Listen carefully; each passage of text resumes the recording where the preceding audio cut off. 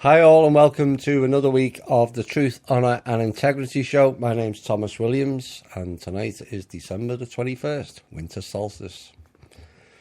We have a rather packed show tonight. Hi all and welcome to another week of the Truth, Honour and Integrity. My name's Thomas Williams and we have a bit of an interesting show. I played those two songs for a reason. Time. Because it is time. And life will never be the same. You'll remember today. But from today forward, things will never be the same.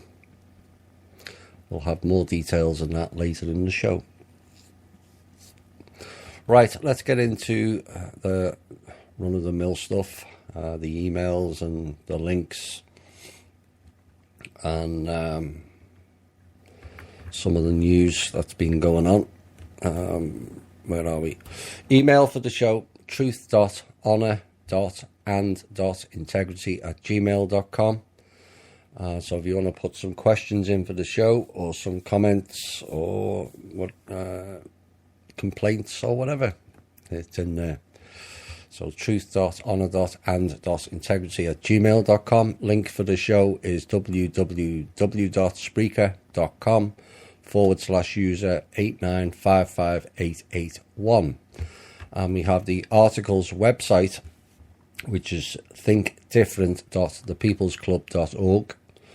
And you can catch up the live show from there also, and also the archives. And there's some articles on there that's interesting, and also the bigger shows that we've done highlighting certain things to do with the Illuminati and MK Ultra and factions and ET stuff and all that fun and games. They're all on there. We have a Facebook social media alternative, which is MeWe.com. Most people are having difficulty finding it, so send your an email to the Truth, Honour and Integrity @gmail link, and we can add you into the MeWe. We have the People's Club, the donations website, everything about the foundation, and that's thepeoplesclub.org. Right, let's get into some of the show. And here's some fun things later on in this show. But first, we have to get through some of the news items. Now, this was from last Friday, and there's a lot of political to and froing.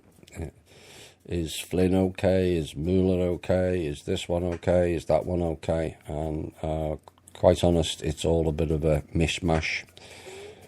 And things will not become clear until 2018, when an awful lot of things will become crystal clear. So President Trump on Friday last week has stated, went on record and said he did not dismiss the idea of pardoning Michael Flynn after the former National Security Advisor pleaded guilty earlier this month to lying to the FBI about conversations with Russia's ambassador to the US. When asked would he consider a pardon for Flynn, Trump told reporters that he's not yet ready to talk about pardons. I don't want to talk about pardons with Michael Flynn yet. We'll see what happens. Let's see. But he did go on to say, I can say this, when you look at what's going on with the FBI and the Justice Department, people are very, very angry indeed. That anger just boiled over. Like I said, things will never be the same. Bitcoin. People worrying, should I get involved in Bitcoin? Should I wait? Should I hang on? What's it all about? Well, here's a portion I pulled up on the energy it takes to mine just one Bitcoin. And it uses to mine these bitcoins, however they work. I'm not that technologically advanced, but it uses as much energy as your whole house in a single week just to create one bitcoin. Now, bitcoin miners now have to burn through 24 terawatt hours of electricity annually as they compete to solve increasingly difficult cryptographic puzzles to mine more bitcoins. That's about as much as Nigeria, a country of 186 million people, uses in electric per year. Just to mine bitcoins, really. And anyway, this averages out at a shocking 215 kilowatt hours of juice used by miners for each bitcoin transaction. There are currently about 300,000 transactions per day. And since the average American household consumes 901 kilowatts per hour, each Bitcoin transfer represents enough energy to run a comfortable house and everything in it for nearly a week. On a larger scale, the DeVries index shows that Bitcoin miners worldwide could be using enough electricity to, at any given time, to power about 2.26 million American homes. That's the fun and games with Bitcoin. There's warnings now, and we have warned on this show, that Bitcoin could very well go down to zero. We were given the timeline between early December and late February. They'll collect their funds and then they'll run programs with it and drop everyone in it, like they've always done, like they did with the dinar. A world inequality report shows that income gaps soared after 1980, though they leveled off after 2008 after the financial crisis, which is still ongoing. And the richest 1% of the world's population saw its share of global income slip from 22% to just above 20% in 2016. That's increased again, by the way. At the same time, the share of global income going to the bottom 50% rose slightly in the same period to just under 10%, thanks largely to gains in populous areas such as the fast-growing China and India. The rest of the world went down, plummeting, as we all know. The share of income earned by the bottom 50% of Americans sank from more than 20% in 1980 to 13% in 2016. 7% loss.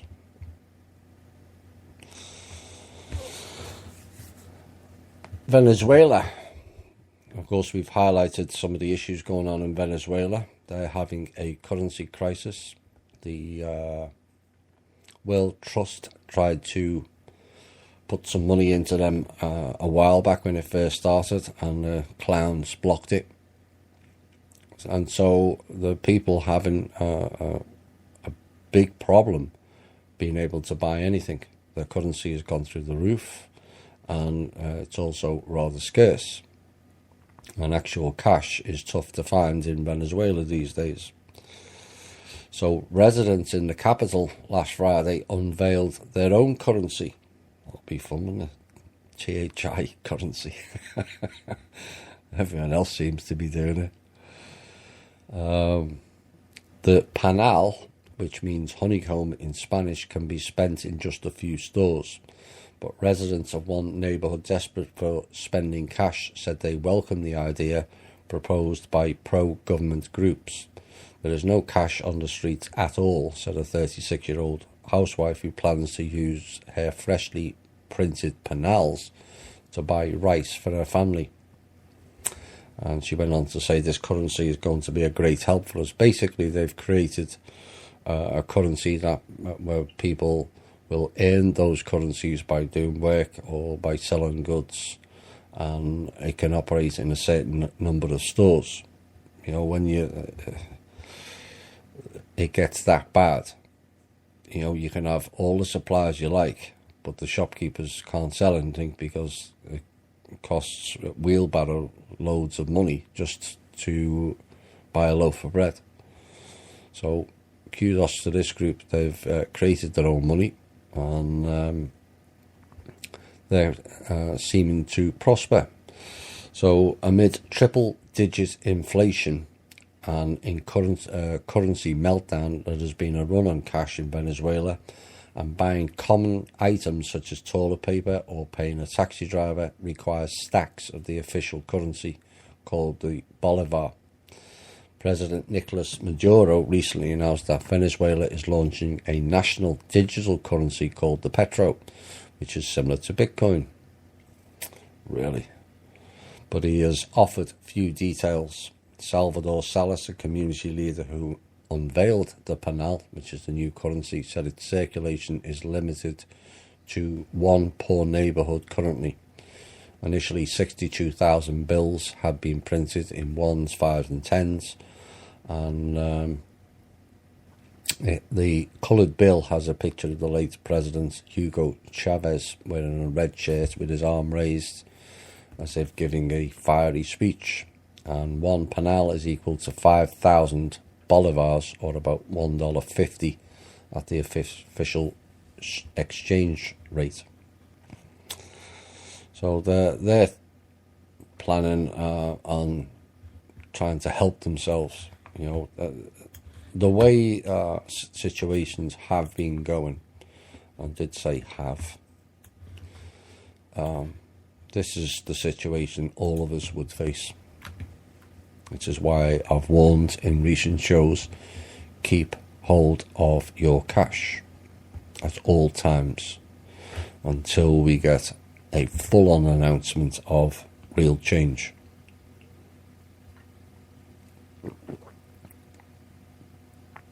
A warning from the Turkish Prime Minister or President, I'm not too sure which, the President, and he's concerned that the Muslims' faith may lose Mecca and other holy sites if the US decision to recognise Jerusalem as the Israeli capital isn't reversed. If we lose Jerusalem, then we won't be able to protect Medina. If we lose Medina, we will then lose Mecca and Kaaba. Mr. Erdogan said in a speech at an award ceremony in Istanbul. Mr. Erdogan has been one of the most vocal critics of President Trump's controversial decision to recognise Jerusalem as the capital of Israel. Time will tell on that. I've made my position quite clear. I don't think we should be interfering. We really should find out the true history. And I don't think if the true history is revealed, in my opinion, that choice or selection of America will be enforced. So last Saturday, Erdogan urged the UN Security Council to annul Trump's decision, and if the UNSC fails to act on the issue, Turkey has stated it will do everything necessary within legal frameworks to fight the US recognition. If the UN Security Council will not, we will approach relevant authorities within a legal framework. Turkey will not stop defending Palestine or Jerusalem just because Israel wants it to. Like a century ago, the Islamic world is facing efforts to reshape it through blood, tears and strife between brothers. People in the Islamic world must be prepared for attacks which try to bring down Muslims from within, he said. A reference to ISIS, probably. Well, of course, today's vote has been fairly unanimous in the UN, and 128 countries have stated they're not recognising that decision that Israel is the capital, or Israel's new capital is Jerusalem. So the UN and other countries, 128 of them, have said, no, we're not having that. And that's fair enough. They should go back to the 67 borders, pre-67 borders, and then they're nowhere near Jerusalem. I'll have to apologise. I'm going to be clearing my throat all night because we've been absolutely splattered with chemtrails all week. Enough's enough on that nonsense.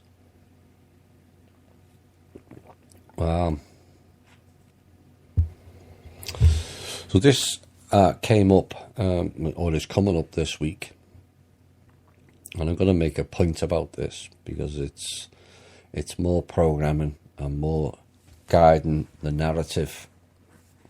But the question was, can Islamic religious Sharia law override a country's domestic law in Europe?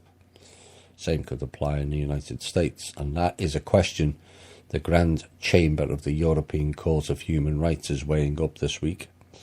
The court heard a case this week that involves applying Sharia law to a disagreement between citizens of Greece who are Muslims and Christian Concern, a non-profit organisation based in London, intervened in the case because of the importance of case in European law and its implications for countries across Europe, including the UK. Now, this nonsense, and it is nonsense because I've seen it posted through various sites and alternative media, is their programming. It's all about getting you to hate on Muslims so we can lay the platform of World War III in the Middle East. Because these Muslims are taking over our law, they're taking over our schools, they're taking over this and they're taking over that. Well, the actual Muslims are not taking over anything. It's the policy makers who are making them look bad. And that is 100% fact. It's nothing to do with Muslims or its people, and everything to do with creating a backlash, public opinion, which then they have a solution for.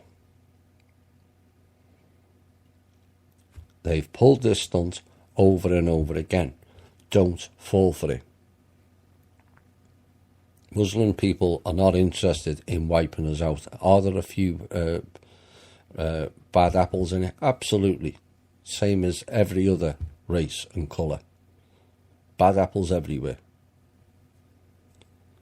But let's not denigrate a whole batch of people based on what I'll say is largely white people pushing the rule to force the people into disliking Muslim people. That's the top and bottom line of it. Divide and conquer. Don't fall for it.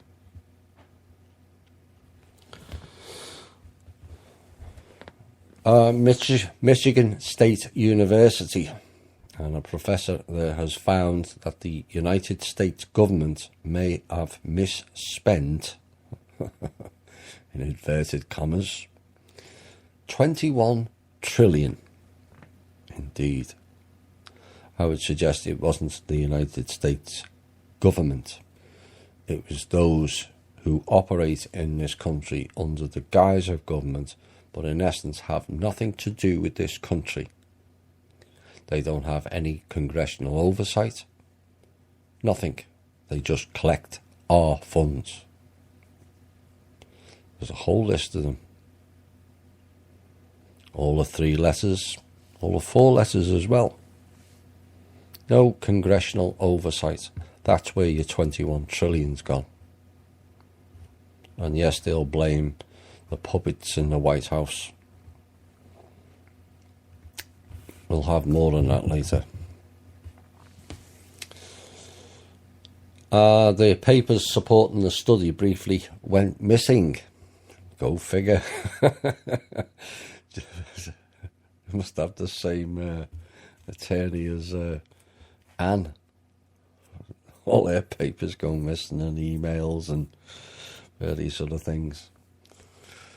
And a bit like Obama's birth certificate. That went missing as well, isn't it? Very convenient. So the papers briefly went missing just as an audit was announced. And 2 departments of the US federal government may have spent as much as $21 trillion on things they cannot account for between 1998 and 2015. At least that's what, according to Mark Skidmore, a professor of economics at MSU, which specialises in public finance.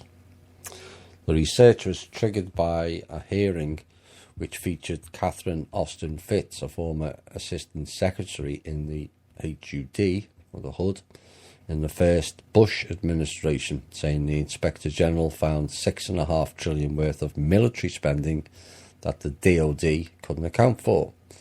DOD, the one with no congressional oversight. Oops. And Miss Catherine Austin Fitts was referring to a July 2016 report by the OIG, but Scudamore thought she must be mistaken and said billions for trillions, but based on his previous experience with public finances. He thought the figure was too big, given even for an organisation as large as the US military. Well, he thought wrong. And he said sometimes you have an adjustment just because you don't have adequate transactions. So as an auditor would just recede. Usually it's just a small portion of authorised spending, maybe 1% at most. So for the Army, 1% would be $1.2 billion of transactions that you just can't account for. This is incomplete, but we have found a total of 21 trillion in adjustments over that period of time. And the biggest chunk is for the Army. We were able to find 13 of the 17 years, and we found about 11.5 trillion just for the Army. And interestingly, in early December, the authors of the research discovered that the links to key documents that they'd used, including the 2016 report, had been disabled. But thankfully, days later, the documents were reposted under different addresses. So they may be able to hide things, but not for too long. Everything is now coming out. Like the second song said, life is changing. Here's another example of why Bitcoin has risen to what it is and what its main purposes are. Except this woman's been caught. A New York woman converted $85,000 into Bitcoin and other virtual currencies to support the Islamic State. Oops. You know why they're doing this? Because they've been cut off from doing hidden transactions on the financial platform. Remember many shows back, in fact the Miss Manor show explained about that, where transactions going forward would be completely transparent. So if one particular organisation out of Virginia sends money to a Muslim enclave, then we would find out. So now they're using Bitcoin as money laundering because it has no oversight. This woman's been caught. I have no doubt they'll dig into who she is and who she's connected to. But she was trying to send $85,000 to support the Islamic State. She was caught by authorities as she tried to board a flight out of the US. And the woman's name is Zubia Shahnaz, who is 27 and a US citizen. She was indicted last Thursday in federal court in Central Islip, New York. A 5-count indictment charges Shahnaz with bank fraud, conspiracy to commit money laundering, and 3 substantive counts of money laundering. And this is according to a US Department of Justice statement. Both the court filing and the indictment released Thursday alleged that Shahnaz defrauded several financial institutions which is how she gained more than $85,000. I think there's a lot more to this story than meets the eye. Reading between the lines, after allegedly swindling the financial institutions out of the money, Shahnaz proceeded with the conversion of that money into Bitcoin and similar currencies, which were then moved to overseas funds and laundered in order to support the Islamic State, aka ISIS, ISIL, and all the other names. Where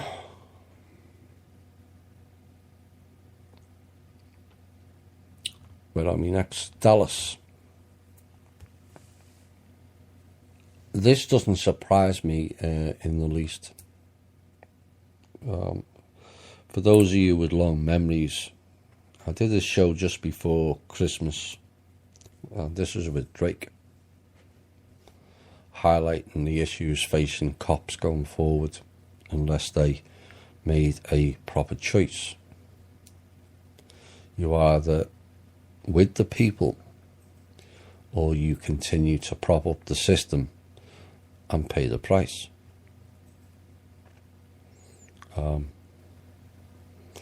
hope they realise where we're at now, because that decision is going to slap them right in the face whether they like it or not now. But they're having a great deal of difficulty filling police positions now. This is just in Dallas alone. There are a record 250 open jobs to fill, but the enticements to lure quality recruits has been diminished. And with all its attention surrounding police killings, departments are hoping to be more discerning when hiring new recruits. Or perhaps they should get rid of some of the bots that are working there.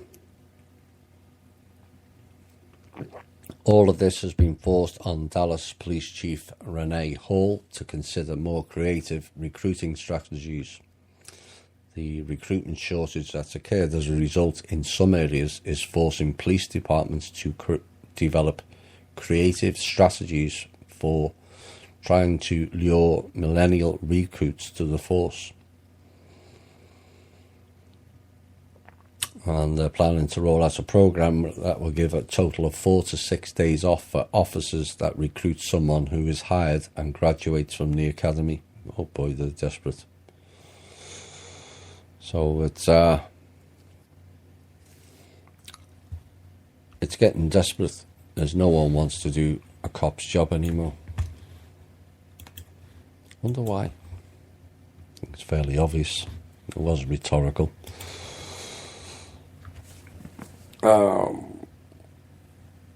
Here we go. Two birds with one stone. You have to admire their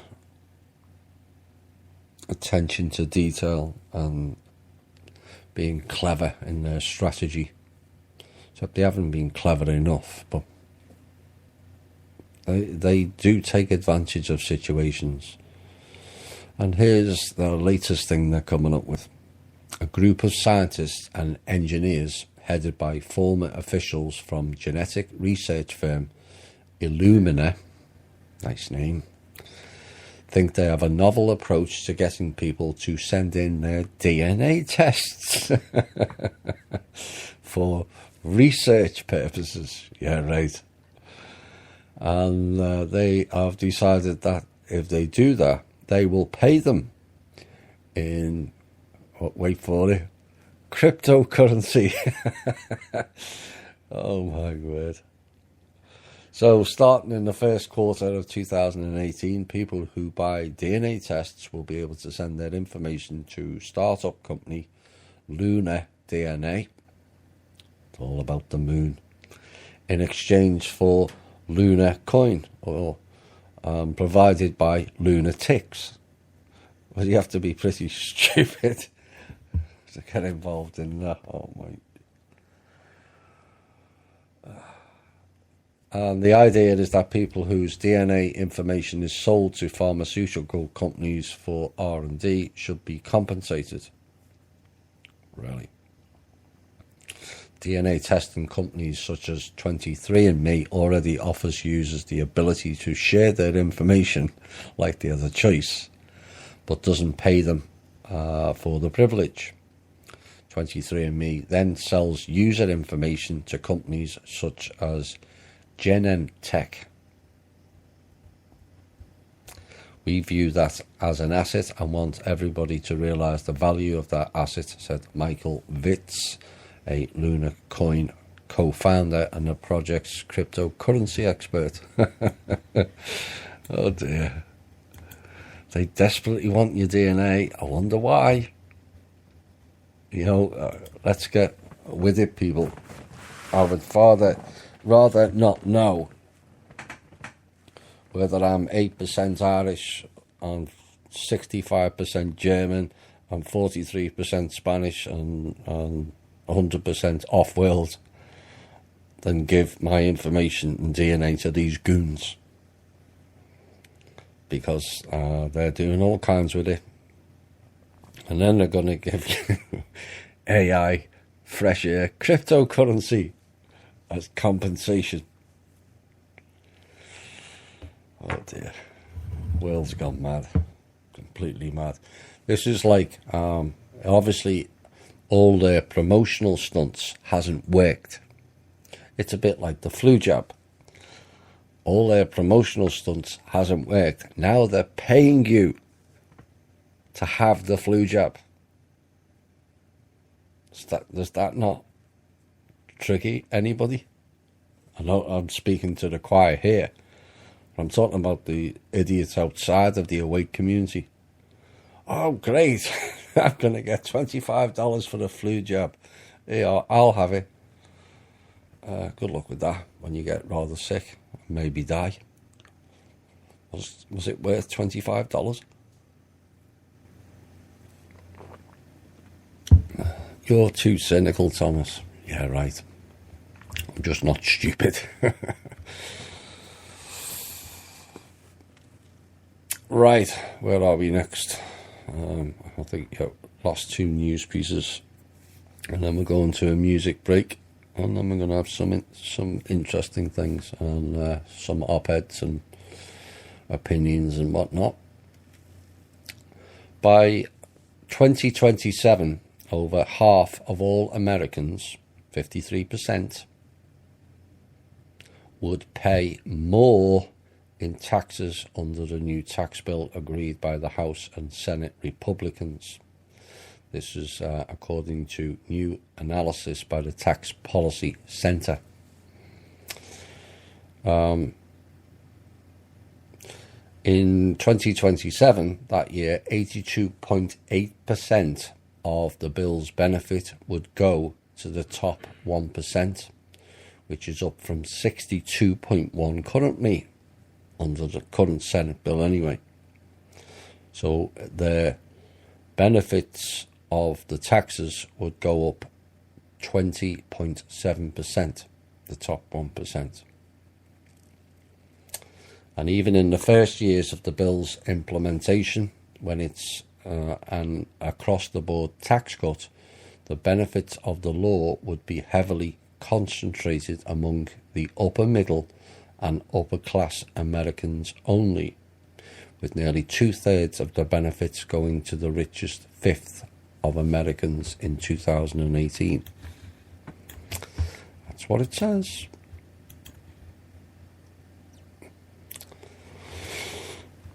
Mr. Trump has threatened to cut off financial aid to countries that back a United Nations resolution, which they already have.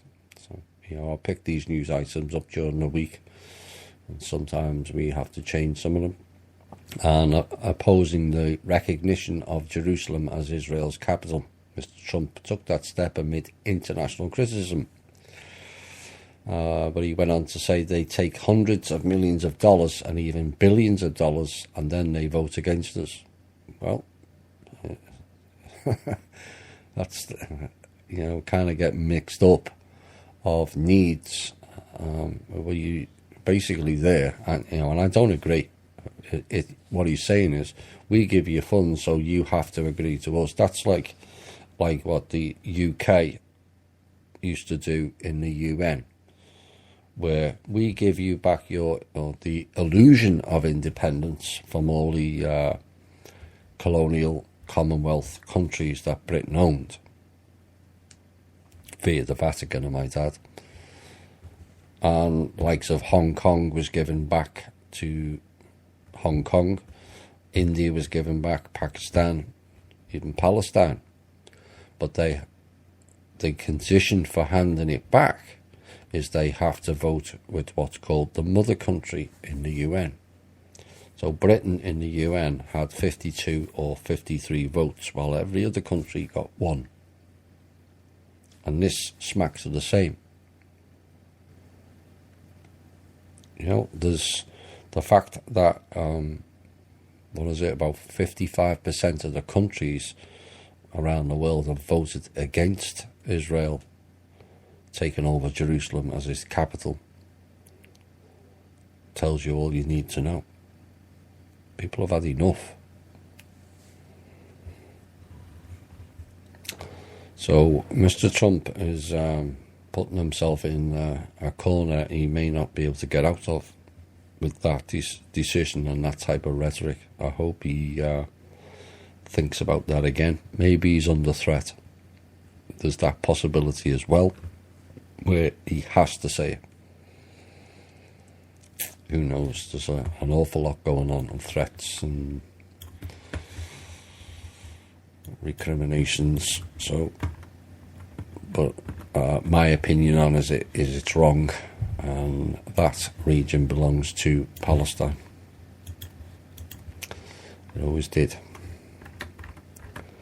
Unless somebody can send me information to prove differently. But I've read an awful lot and it doesn't match up. Right, let's have a music break. We've got the news out the way. And we'll be back with a little bit of intel, and a lot of intel, and then some op-ed pieces. Perhaps the song's correct.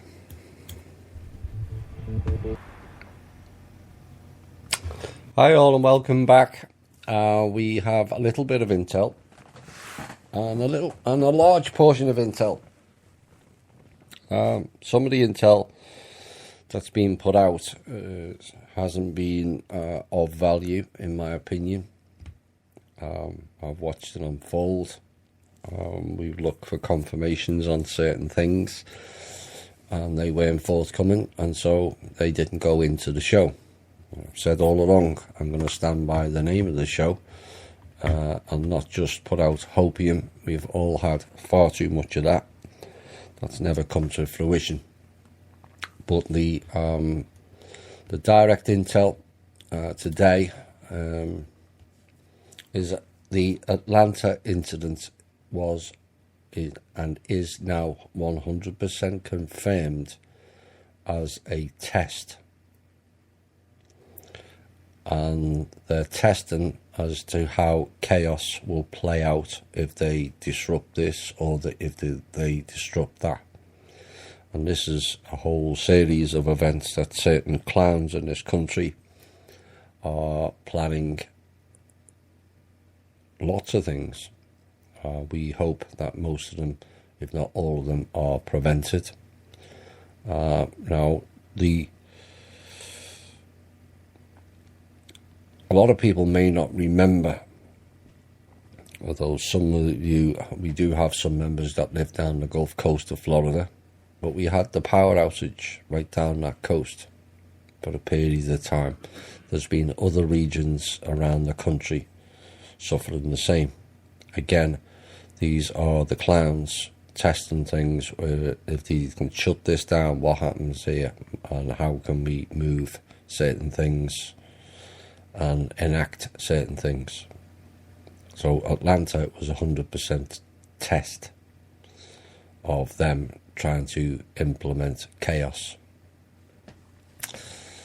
We're still trying to fully ascertain whether the one plane that left Atlanta and went to Belgium, Liège, of what that intention was.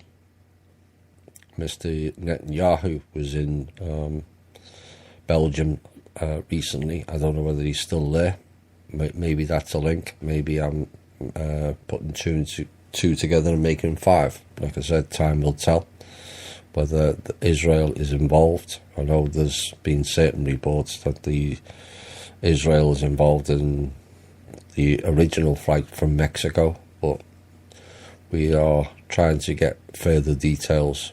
But you'll have to bear with us. There's an awful lot going on currently, and whilst the listeners may be interested in some of the intel going on, it's the smaller end of the picture of what's really going on currently. And it's getting more and more difficult from my aspect, is to find out details that can then be implemented into the show, because so many things now are live and active, and so many plots and scenes are being unfolded on both sides. We are waiting for the hammer to fall. I don't think we have long to wait. And they know it. Oh boy, they know it. Today marks the day when the final line in the sand was created. And life going forward on this planet will change dramatically here on in. It will get better, but we have to also exercise caution, is there is large concerns that it could get ugly between now and the end of their demise. And they will end. There's no question of that.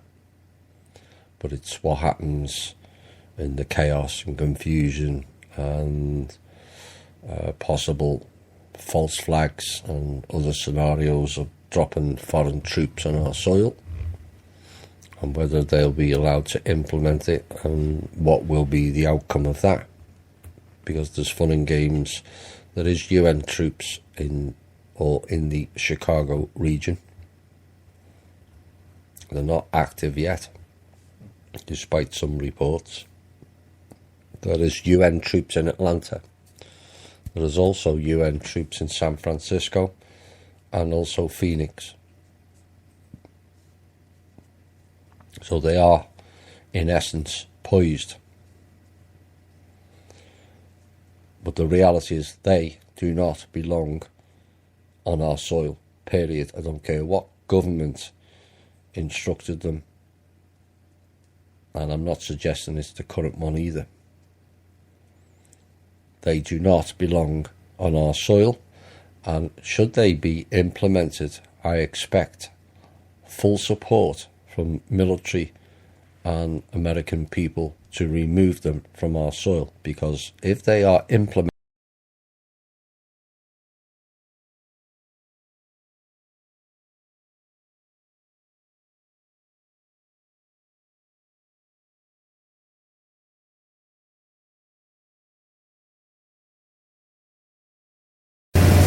people are far more important than the country. We always were. You know, the Chicago incident, the Atlanta incident, is kind of eerily reminiscent of the 9/11, when all the planes were shut down except one. Of course, most of you now are familiar which family was on that one plane out of Florida. Yes, the Bin Ladens. The financial support as part of the Carlyle Group, which is the Bushes. So whether that plane contained dangerous weapons or viruses or funds for certain rogue groups or elements. That will be ascertained, and if we can put it out, I'll put it out on the show. We may do a special show. Where are we next? Right. That's as far as I'm going to go with the intel. But maybe this has more importance. Because tomorrow was going to be a key day. The 23rd is even more key. This was why I did the extra show last Friday. Now, the budget has been kicked down the road again. And only this time, from all accounts, it will not be like previous attempts, which the kicking the can down the road was to allow the clowns, like Rothschilds, etc., to implement the RV. Our people are not waiting for RVs anymore. That's why I said life will change. Things will change. And here is why. This was signed into an executive order today, and I'm going to go through it, and I'm going to give names of who it applies to. So then you'll get the gist of what this is about. By the authority vested in me as President by the Constitution and laws of the United States of America, including the International Emergency Economic Powers Act. That tells you something. The National Emergencies Act, again, that's indicative. The Global Magnitsky Human Rights Accountability Act, and the section of Immigration and Nationality Act of 1952, and of Section 301 of Title III United States Code. I, Donald J. Trump, President of the United States of America, find that the prevalence and severity of human rights abuse and corruption that have their source in whole or in substantial part outside the United States, such as those committed or directed by persons listed in the annex to this order, have reached such scope and gravity that they threaten the stability of international political and economic systems. Human rights abuse and corruption undermine the values that form an essential foundation of stable, secure, and functioning societies, have devastating impacts on individuals, weaken democratic institutions, degrade the rule of law, perpetuate violent conflicts, and facilitate the activities of dangerous persons and undermine economic markets. The United States seeks to impose tangible and significant consequences on those who commit serious human rights abuse or engage in corruption. I did warn you will see a lot of people charged of corruption about a month ago. That's about to get real. As well as to protect the financial system of the United States from abuse by these same persons. Well, I mentioned a story last November. I've also mentioned again recently about our country as being run on credit because of the Rothschilds emptying all accounts. All of them. 20 trillion in total. Not just here, but in other countries. This is kinda where it's going. I therefore determine that serious human rights abuse and corruption around the world constitutes an unusual and an extraordinary threat to the national security, foreign policy and economy of the United States, and hereby declare a national emergency to deal with that threat. I hereby determine and order, Section 1, all property and interests in property that are in the United States that hereafter come within the United States, or that are or hereafter come within the possession or control of any United States person, of the following persons are blocked and may not be transferred, paid, exported, withdrawn, or otherwise dealt in. So basically what this is saying is names will be added to a list.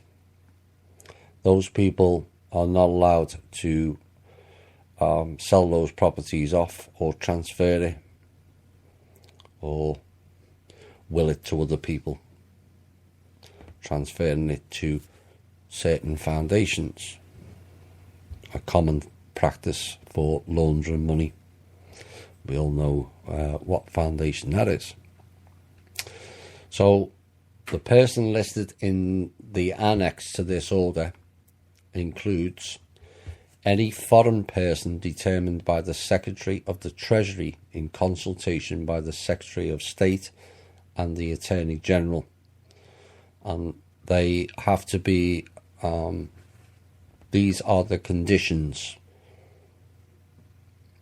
to be responsible for or complicit in, or to have directly or indirectly engaged in serious human rights abuses. That's item A. Think MK Ultra. Think chemtrailing. You can add your own list to that. Think human trafficking. Think child sex slavery. They are all human rights abuses. You could maybe add Monsanto and a few others to that. B. To be a current or former government official, or a person acting for or on behalf of such an official who is responsible for or complicit in or has directly or indirectly engaged in 1. Corruption, including the misappropriation of state assets. Oops. I can hear the names being shouted out now. The expropriation of private assets for personal gain. Corruption related to government contracts.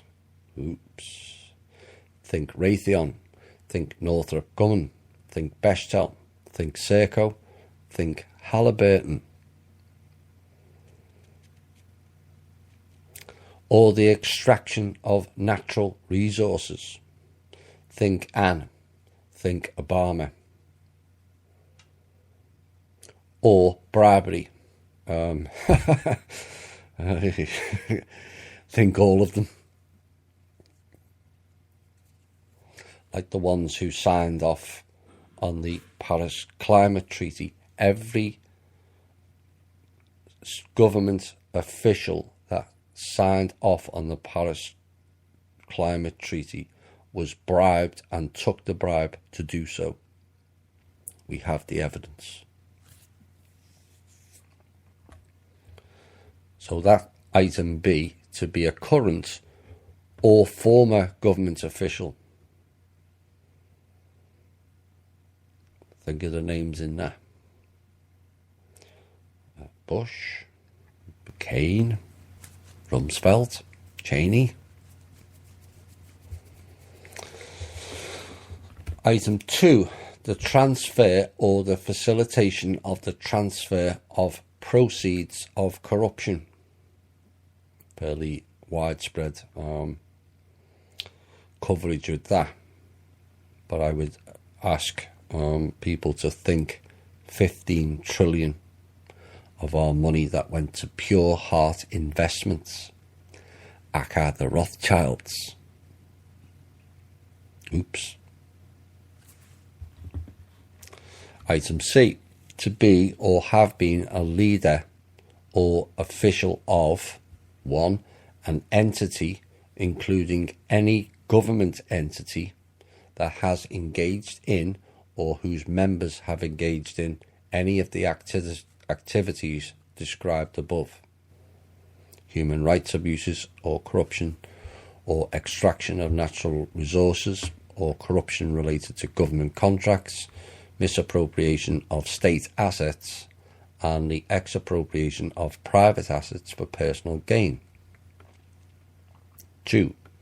An entity whose property and interests in property are blocked pursuant to this order as a result of activities related to the leaders or official tenures, or to have attempted to engage in any of the activities described above, and any person determined by the Secretary of the Treasury in consultation with the Secretary of State and also the Attorney General. A. To have materially assisted, sponsored or provided financial, material or technological support or goods or services to or in support of any activity described in the subsections above.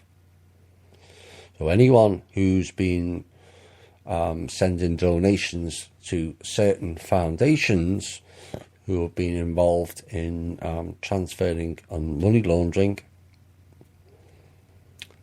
that makes those people also liable.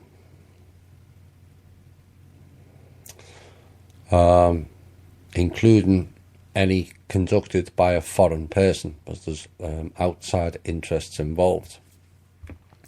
Any person whose property and interests in property are blocked pursuant to this order, or any entity, including any government entity that is engaged in or whose members have engaged in any of the activities described above of this section where the activity has been conducted by a foreign person. You're not allowed to be owned or controlled by, or to have acted or purported to act for or on behalf of, directly or indirectly, any person whose property and interests in property are blocked pursuant to this order. So, in other words, the people who are going to go on these lists are going to have their property confiscated, frozen and confiscated to pay back the debts. That's what it's saying.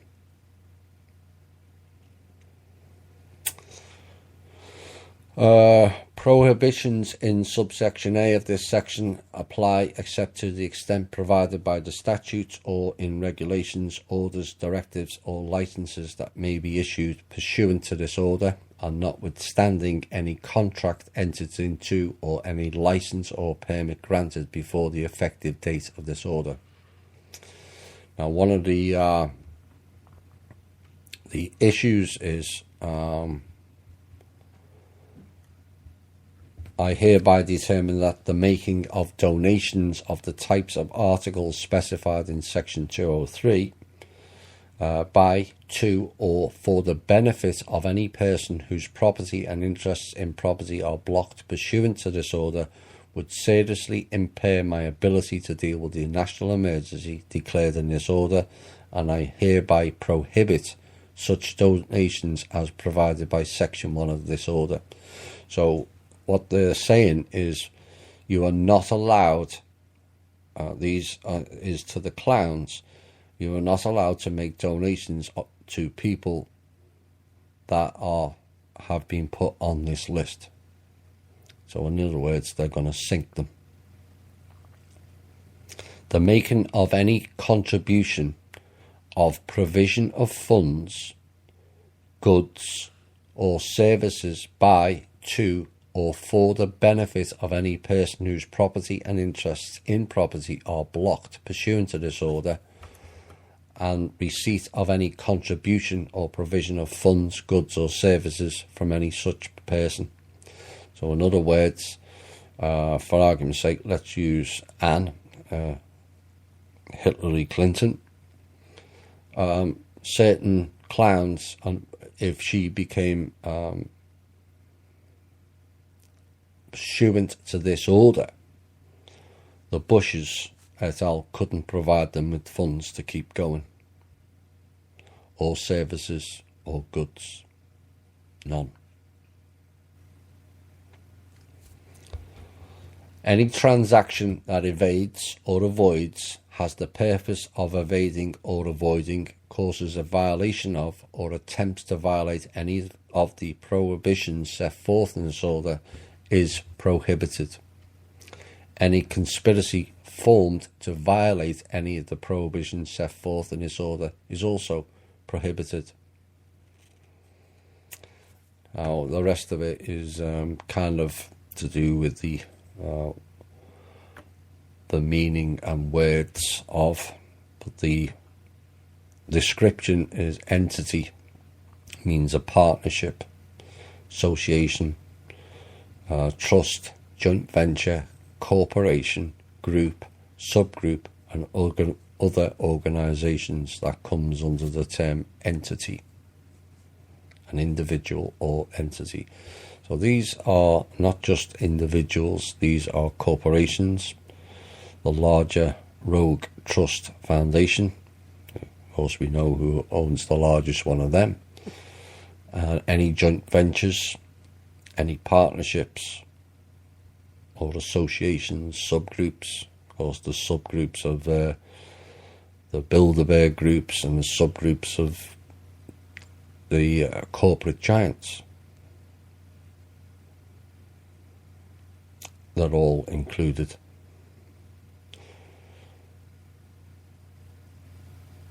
So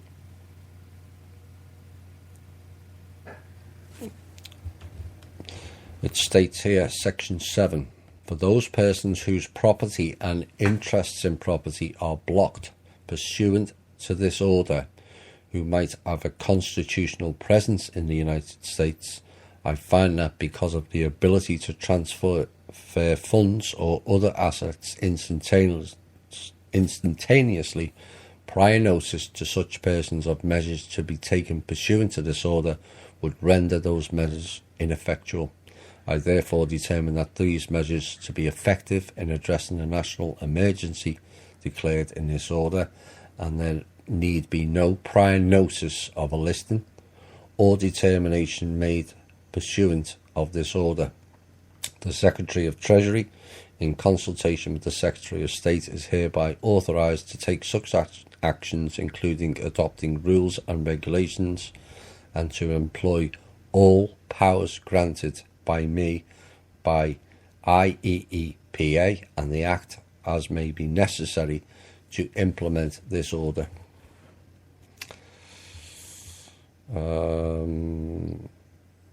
The rest is kind of legal bump. I don't want to bore you with all that. But the gist of it is anyone who's involved in corruption, which is all the clowns, as we know. We all can name the names. Anyone involved in human rights abuses, trafficking. The full letter of the law, as of today, is going to be enforced. Period. No more mucking about. So to those people, hi all and welcome back. That was rather good news received today, and also the fact that the budget was kicked down the road, which normally would cause derision.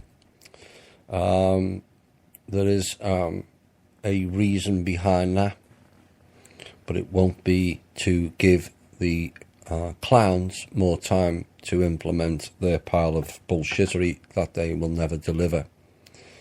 We're not messing around anymore. The hammer has fallen, and life will not be the same going forward. Whilst the covenant itself runs out on Saturday, today it was declared null and void. We're not mucking about anymore. They know their time is up. They know we're coming. They know we've delivered certain things that they never thought was possible. They know we've removed certain things that they never thought was possible. They know we've exposed things that they never thought was possible either. And they know we hold all the aces. All they hold is the illusion of power and the ability to threaten. That is the state of play as we stand. But I'm not jumping through hoops at the moment, because there is a genuine concern of what they will do in response. But rest assured, we have people far and wide blocking their fun and games. I've said many times, and a lot of people like the term, "it failed." I've said it a lot this year, haven't I? Oh boy, it gets right under their skin. For too many years, and we're not talking decades here, we're not even talking hundreds of years, we're talking thousands of years, they've rode roughshod over we the people, treating us like slaves, harvesting our energy and harvesting our people. All that is still to come out and be fully clarified, but I'm telling you what took place from what I understand. They've been harvesting humans on this planet for a long, long time, selling us into sweatshops and slavery, throwing us into wars that have nothing to do with the people. There's not a single war being played out on the planet that's beneficial for we the people. It's all about their control. Erase those people, and then we can change their history. Then we will give them some books further down the line, and we'll rewrite the history the way we want it to be told. Well, we've got access to a lot of files, so we're finding out the real history. It will take many years to go through it all. It's not possible. For the few people, maybe something to look forward to in the future, where we can employ historians to go through them. But the one thing we need badly on this planet is education. We have been criminally sold short on knowledge on this planet, and it's for a reason. Like it's stated in Genesis, the Lord came down because he was concerned that people were coalescing, all talking the same language, and feared where that would lead. So the Lord came down, the Lord being the king of the Draco, Anu. Not your Lord God or Jesus, no, it's Anu. And changed all the languages. Introduced Latin, which is their language. And then all kinds of offshoots. And so the people then can't talk as freely as they would like if they all spoke English, or we all spoke Spanish, or we all spoke Chinese. They were concerned thousands of years ago that if the public all started singing on the same tune, that we would work it out and bring them down, because that is our power. And that's the one thing they all fear, is us standing in our own power. And yes, they will use the old tricks, divide and conquer, and they will play on your personal traits, your ego, your desire for fame or wealth or titles of being important. There's been lots of people who have been seduced into that field, even some in the alternative media. But it's shallow. It's shallow wealth, it's shallow importance, and it's shallow titles.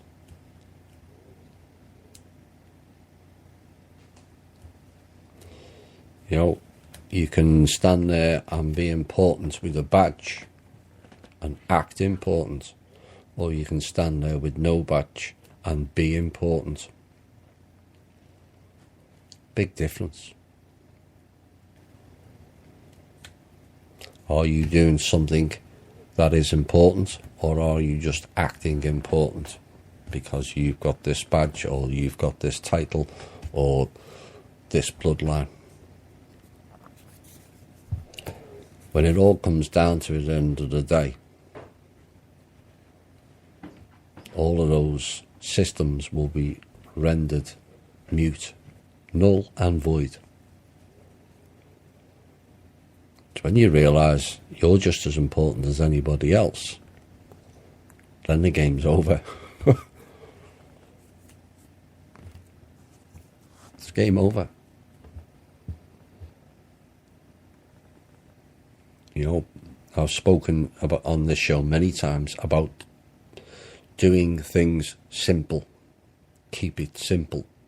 Like kiss. Keep it simple, stupid.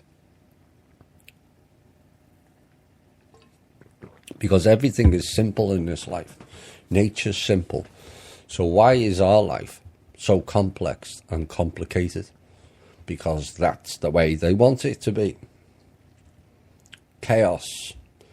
Not being able to understand science and the minute you get a grasp of it, they come out with some other load of bullshit about quasars and quarks and subatomic and all this, when it's all very simple.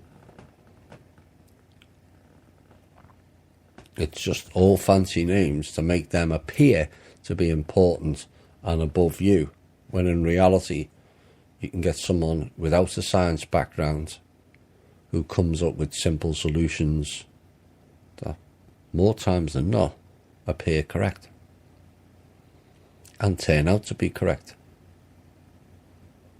But they come up with these mathematical equations that, you know, go across all the whole side of a classroom. Do they really understand what they're doing or what they're getting at? No. But it looks difficult. But it's like law. Legalese, which means babble, which means you're not meant to understand it. It is what it is. Babble. If you confess to understand law, you're confessing to understanding stupidity, because it's not there to be understood. It's there to not make sense. So we simplify law. Thou should not injure, harm, steal or murder. It's all very simple, isn't it?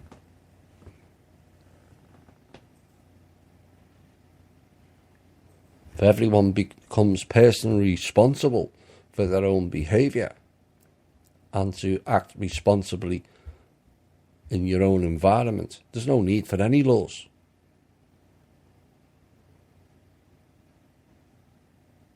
If the money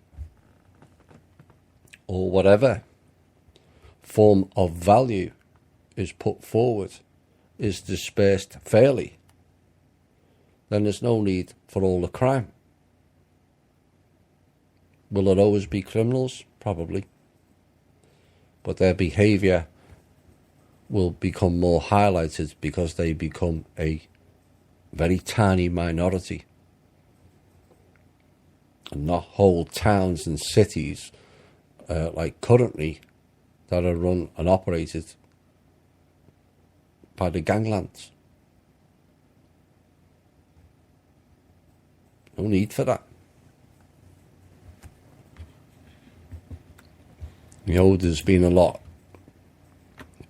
about California. They've made, was it 1 or 2 billion in taxes since they legalized pot. Massive tax boom. So why hasn't their financial situation changed? Has anybody asked these questions? Sure, lots do.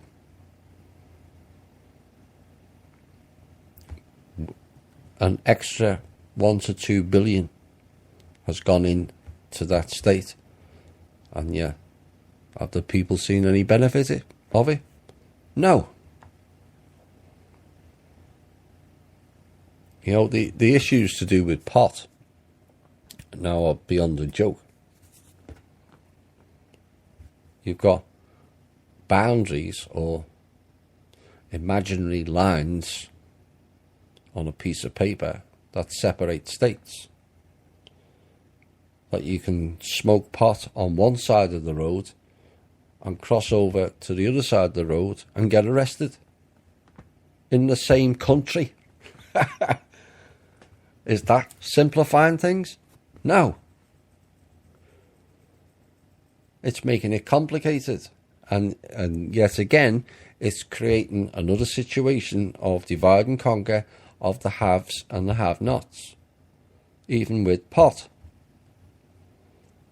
And you all know my opinion on that. So it's either all legal or it's all not legal. Not one state saying yes and the other one no.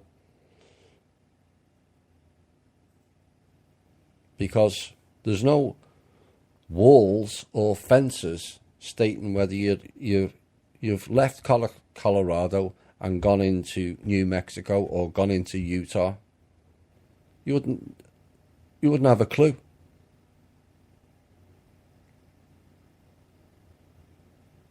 It's utter madness. So the question remains, if you're standing on the border of one state that's legal and one state that's not, and you smoke on the line, do you only get half a sentence if you get caught? It's sheer lunacy.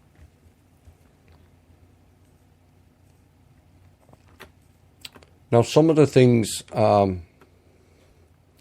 is something that you won't be familiar with.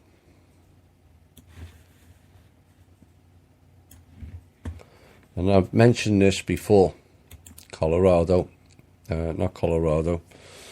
California, New Orleans, Haiti, Puerto Rico, about them moving people around so they can corral you into tighter groups. Easier to take out that way.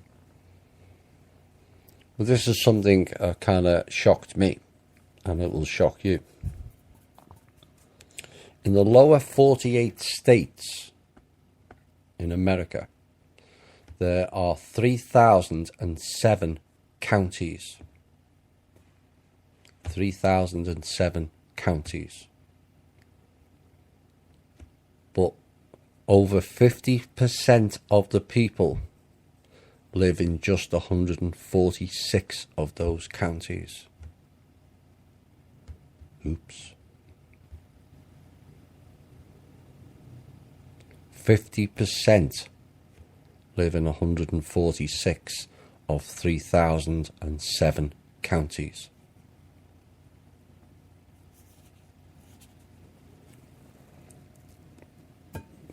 Talk about corralling the masses, rounding up the sheep, loading up the cattle into tighter farms. There you have it. hoping that'll change.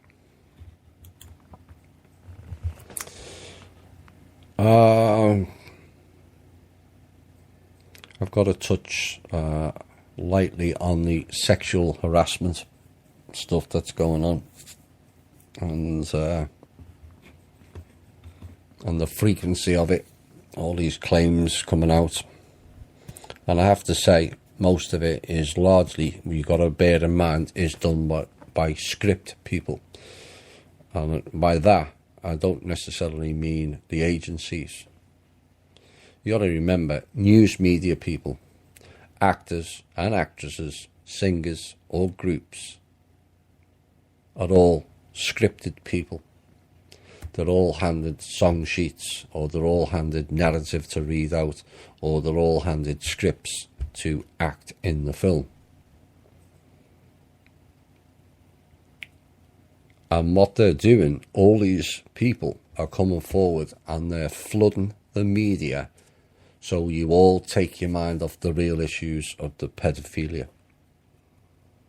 That's what they're doing.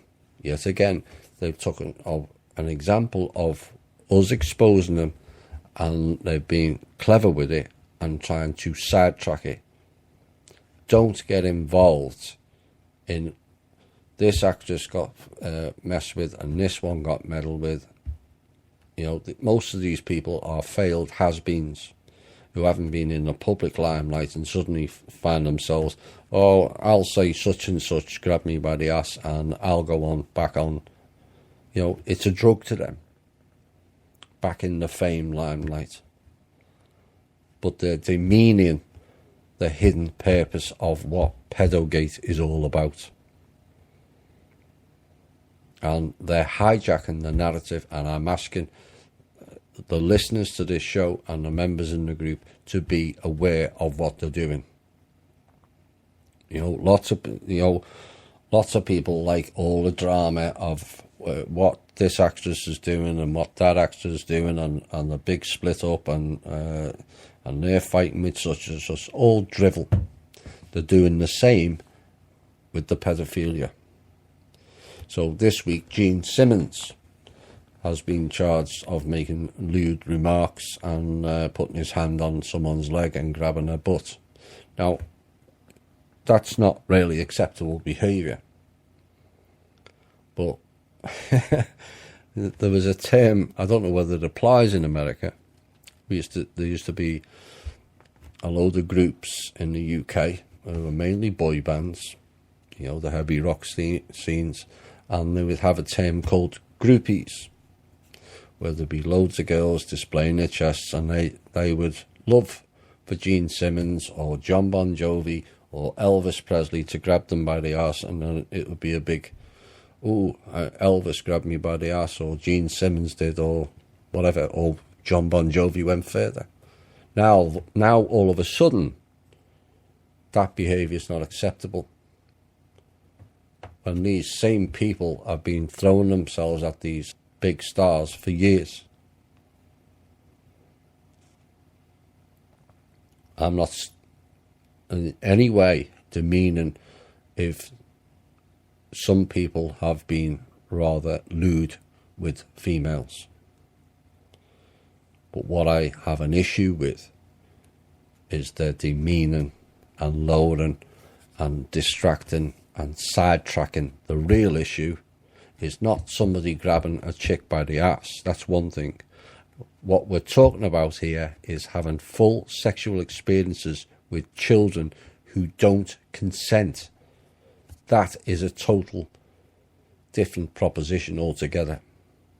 Don't get caught in the drama. You know, if Gene Simmons was talking out of order, fine. But let's not roll it in with people interfering with kids, because it's not the same. And that's what they're doing. All these clowns, failed has-been actors and groups and singers all coming out making allegations. They all might be correct. But please shut up, because you're taking the narrative away from the real issues. They're covering up the Weinsteins. They're covering up the pedophiles in the White House who have been pulling in young boys in there for at least 50 years. At least.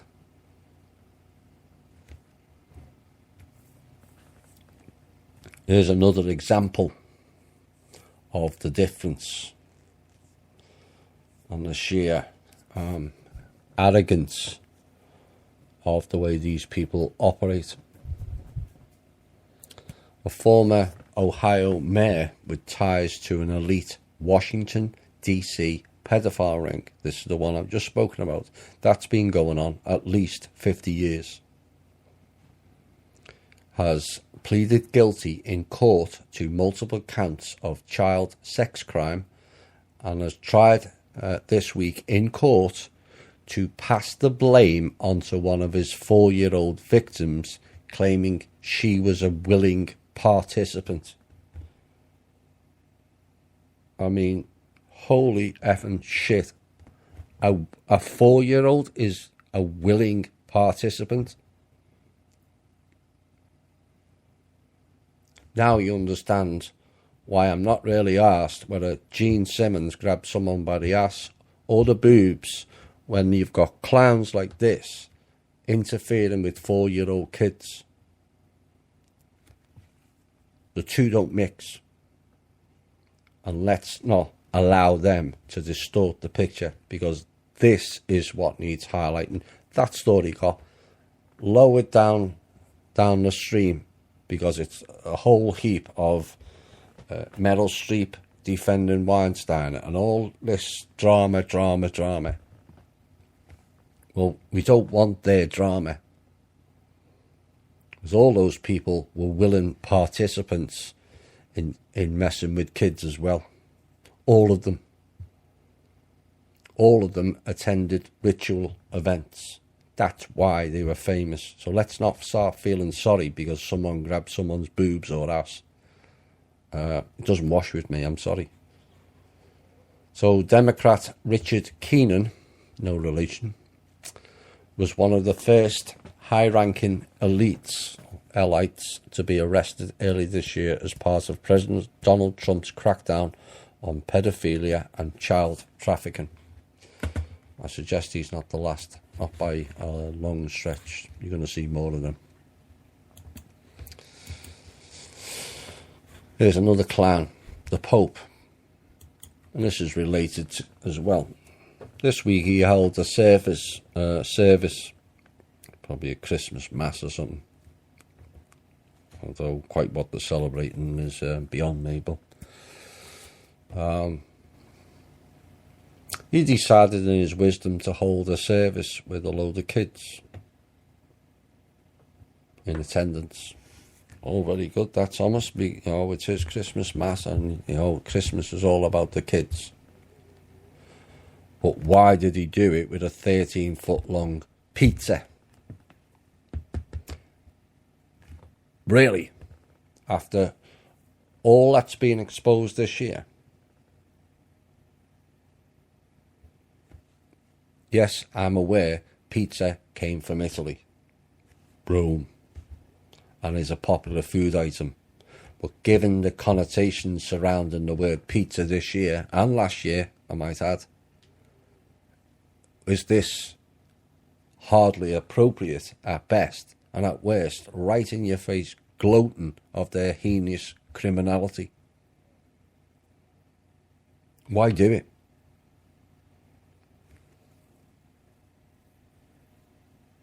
And the question remains, why do the people of the Catholic faith still want to worship what they stand for?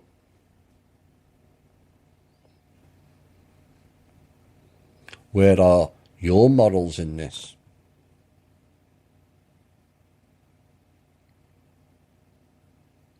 It's another example of ignoring the obvious. Well, it doesn't happen in my church. Yeah, right. Well, ignorance is a choice. And whilst Catholics continue to prop up that regime, the plight of children in this world will continue to be a hazardous one.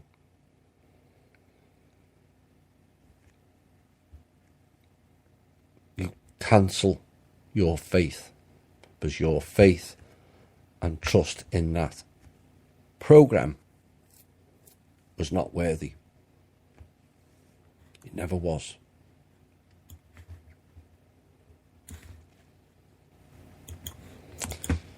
Where are we next? Thought this was interesting. And it's a quote. Kind of says a lot about now. But when in ancient Israel was warned about Nebuchadnezzar, they said, "We are God's people. God will protect us." The survivors were marched naked into captivity in Babylon in 70 AD. And the Jews in Jerusalem said, "We are God's people. God will save us." They all died.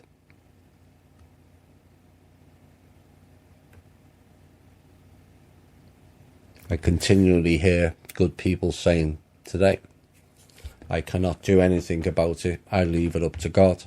It is His will." Who decided it was a male? But God says, "I give you free will, not prophecies. Prophecies shall fail unless you choose them." Remember the Albert Pike prophecies? Remember all the other prophecies? They're not prophecies at all. They're plans which they get the public to consent to. World War III, clash of the Muslims and the Christians, clash of civilizations.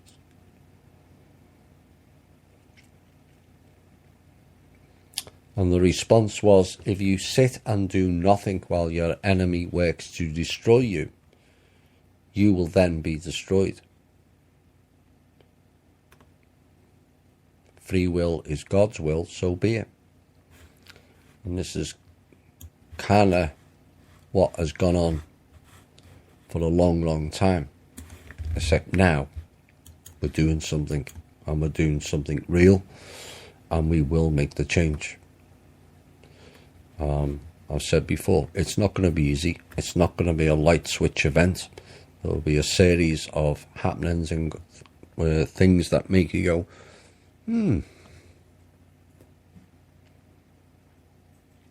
Some things we may not like.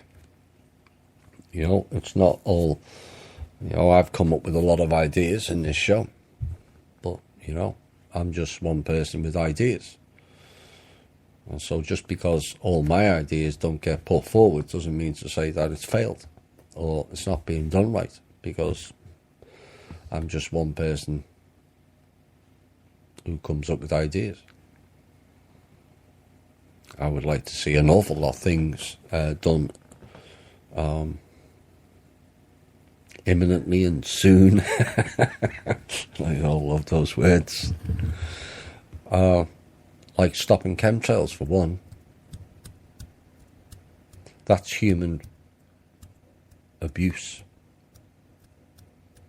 And anyone who saw them this week, we've been absolutely splattered with them this week. Worse than any other time. 10, 20 and 30 planes at a time, doing 10 to 30 lines across the sky, where the whole sky is a giant chemtrail, which is why I'm clearing my throat a lot. And this has gone on for the last 2 weeks, maybe 3. So if Mr. Trump wants to highlight human abuse, there's the first example. Pull those planes out of the sky, period.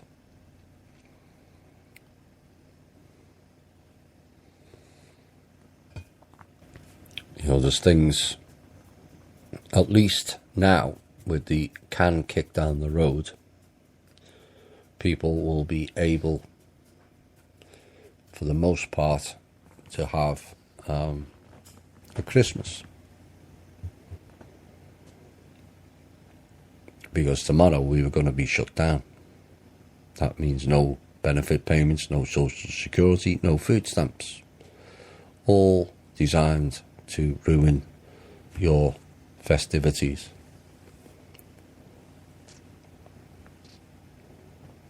But there'll be no waiting round for bogus RVs anymore. That's just not happening. War has been declared, and they know it. Are we for time? We're probably ready for a music break, or my voice is anyway.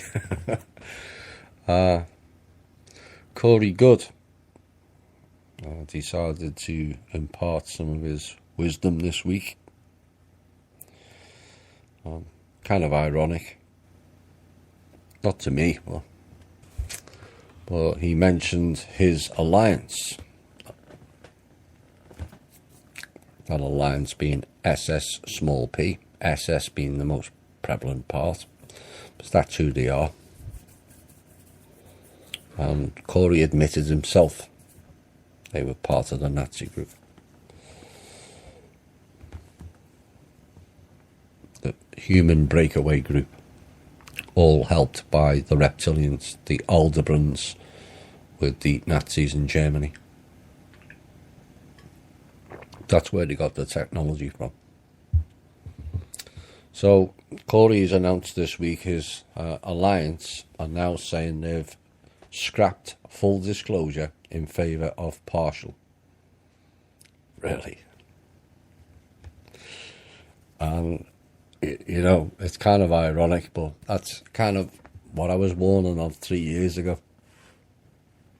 And I got kind of slammed for that big time. You're favouring partial disclosure. No, I'm not actually. I'm just telling you for what it is. Corey Goode et al. Are sidetracking everything. They've spun out stories for the last 3 years, and we've really gone nowhere with that narrative. If you take a step back from it and analyse what's been said over the last 2 or 3 years, we're nowhere near to knowing anything. Loads of words said about Antarctica with no real meat to support it. No real mention, you know, there's like a complete fall off the cliff, or maybe off the edge of flat Earth. Or maybe that's where he went. Maybe the blue avians fell off the edge of the flat Earth. He doesn't mention the blue avians no more. It's all about the programme. And this is what I was trying to warn of 2.5 years ago. That they're not delivering disclosure. They are sidetracking with scripts and bullshit stories, and it will lead nowhere. And that is the way they want it. Not the way we want it, they want it. And Corey has been, and his others, have been sidetracking the narrative for the last 3 or 4 years with blue avians, Anshaw, Asgard, and Midgard, and all this rubbish. But where's it gone? Where's the big stories from Corey Goode? Has he actually said anything that's relevant or of value in the last 2 to 3 years? No. Because who he took the blood money from doesn't want it that way. So that's the way they wanted it to be. Sidetrack it, give them a few bits, don't have any details. Just throw out titles like Atlantis discovery, and then you read through it and there is no discovery and there's absolutely jack shit about Atlantis or Antarctica. Nothing. Just a load of words with no meat to it. But it's funny how, with the passing of time, all gets revealed, and how some are proven correct in what they were stating, and how others weren't. You can also add Tom DeLonge, and Harry Reid is the latest clown to be added to the trail of bullshit ET narrative. Mr. Reid and his financial associate, Mr. Bigelow, who he organised major government contracts for to build the space theme that Bigelow's involved in. And suddenly Harry Reid is of value to the ET community because he mentions about ETs. No, he's not. It's another sideshow again. Like the story mentioned earlier about some girl coming forward and Gene Simmons is trying to grab her. It's a sideshow.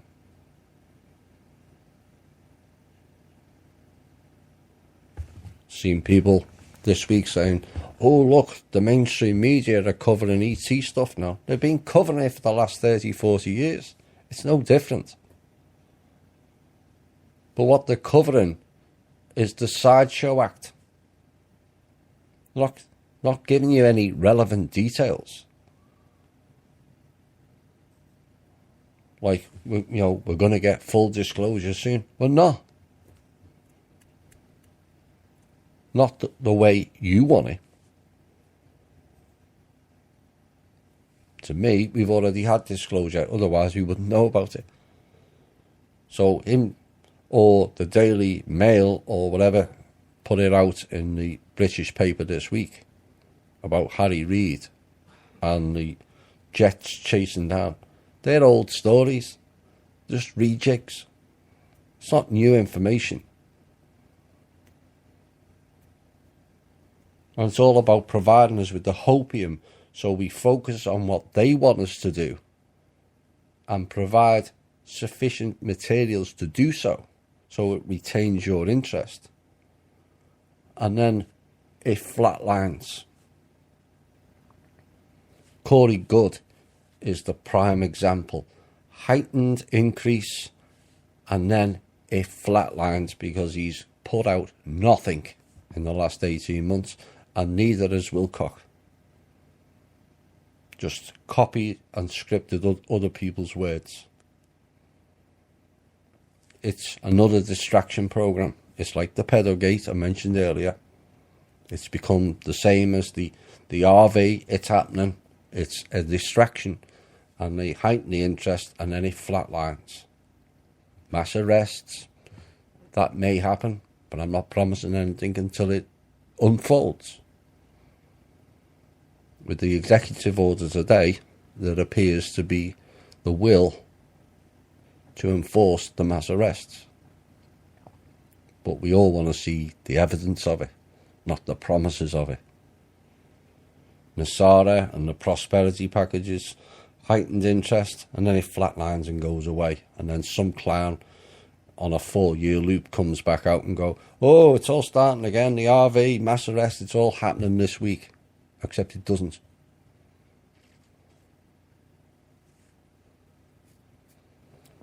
Corey's a spent force, and I told you all he would be. He's delivered nothing, he's except provided a programme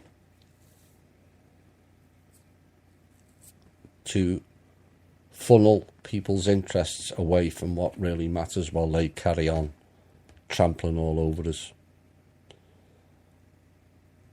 You know, many of us who listen to this show, myself included, that's how I started on this journey, was to do with finding out about the ET stuff. But I know bullshit when I say it. And I called it 2.5 years ago, and now Mr. Corey's worried that they're not going to deliver full disclosure. Well, with clowns like you operating for and on their behalf, can't say I'm surprised. Right, I'm going to play a song now. One of the members asked me for. I hope you enjoy it. It's called Somewhere. It's a bit like Disclosure. Somewhere. Hi all, and welcome back to the final portion of tonight's show. I was going to play The Sign of the Southern Cross, which is one of my favourite songs from Black Sabbath, and particularly Ronnie James Dio, and roll it into a piece because The Sign of the Southern Cross is all about today.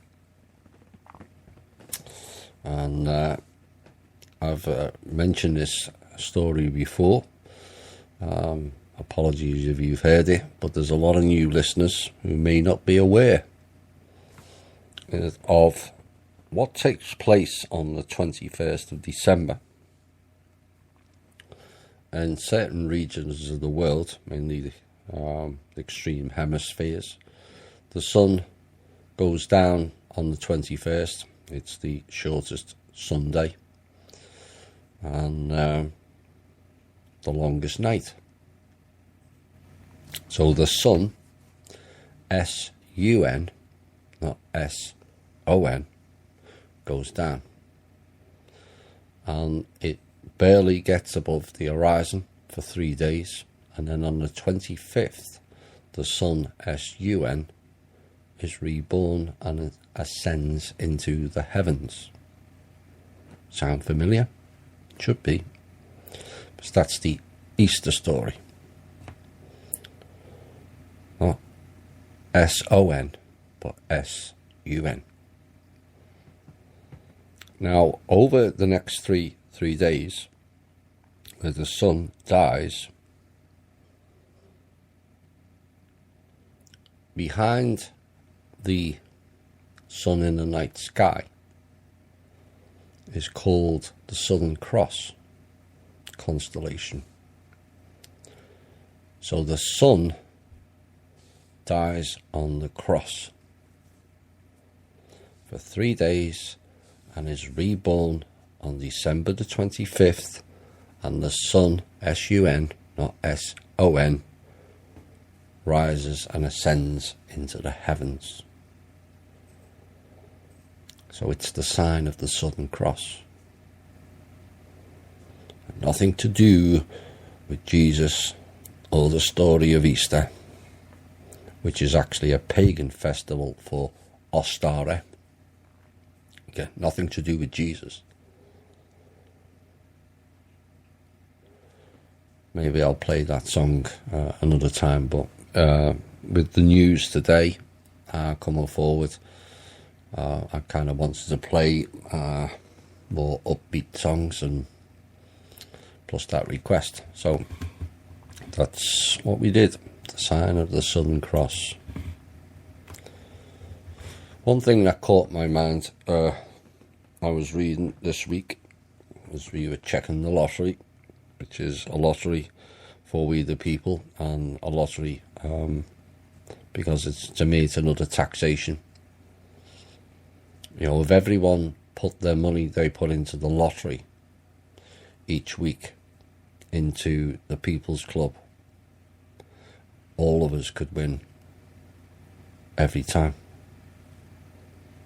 Not have a hope of winning. We could all win every day. There was a particular lottery, I don't think it was the Powerball, may have been Mega Millions or one of the others. I'm not overly familiar with it. But a $22 million lottery win was claimed by a company by the name of the Royal Crown Trust. Except when you search for this trust, which is out of Jacksonville, Florida, there's no record.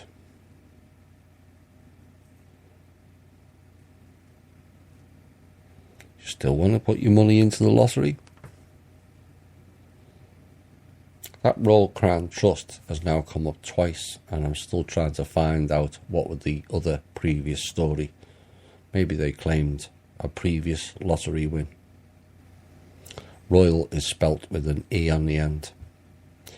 It's, I forget the guy's name. It's Middle Eastern sounding, who claimed the win. They're right to call it lottery, because that's what it is.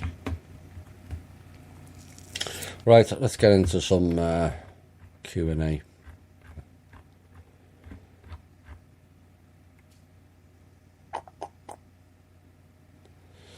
A few days ago, I read that the president of the EU Commission, Juncker, is under criminal investigation. Will he be the first one to fall on a long list of names?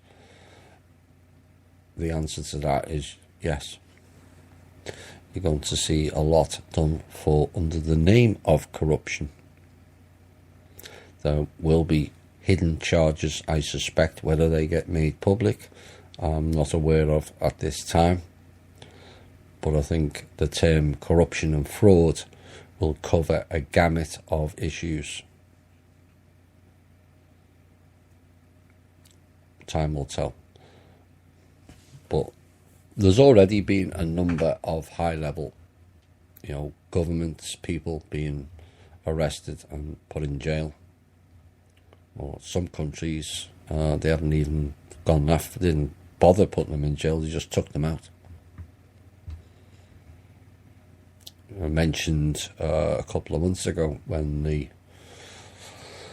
first wave of attacks back against the criminal elite, 5,100 were fired from their jobs the same day, and 600 were either arrested or removed or rendered dead. Those waves have been increasing. I've not made highlight of them because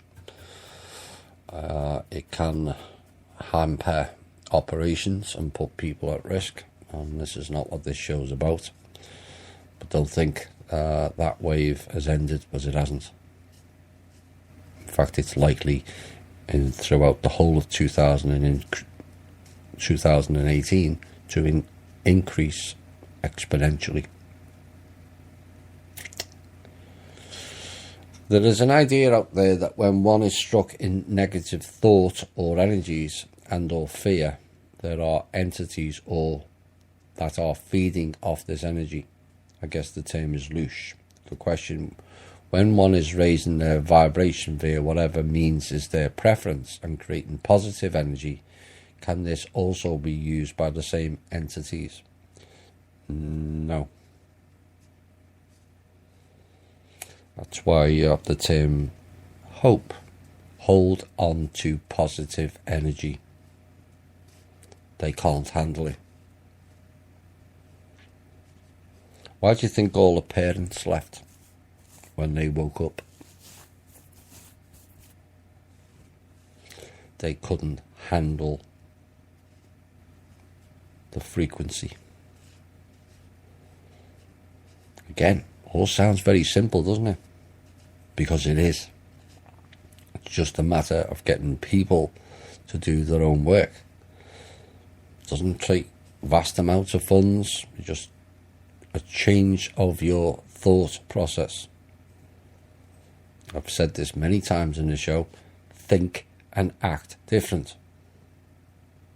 Because if everyone thinks and acts different to the way they were before, then change automatically takes place. White magic. You don't realise you're doing it, but that's basically what you do. They use the dark magic. They have the knowledge of it. But if everyone remained positive despite what is going on around them, then you're less you have far less chance of being loosed or fed on. They'll use other attacks. But if you step out of the negative energy, and this is why so many people now are ditching people, or situations are arising where you've held on to friends or family ones because they're friends and family for a long time, but you've realised that those people are vampiric in their nature. They harvest your energy, demanding this of you, demanding that of you. Don't be talking about that conspiracy stuff. Basically shutting you down. Those times are over. And those people who have been vampiric in your life are all now starting to fall away. But they're not in your frequency stream. We used to have a thing in England. I don't think it applies as much in America, or not that I've noticed anyway. But people in Britain have kind of fallen in line to the program, where if you are down in life, and all the Brits are going to be nodding at the end of this, he's right. If you are on a down in life and you've lost your job, or you've been ill, or you've needed an operation, things that have gone wrong in your life, you have loads of friends.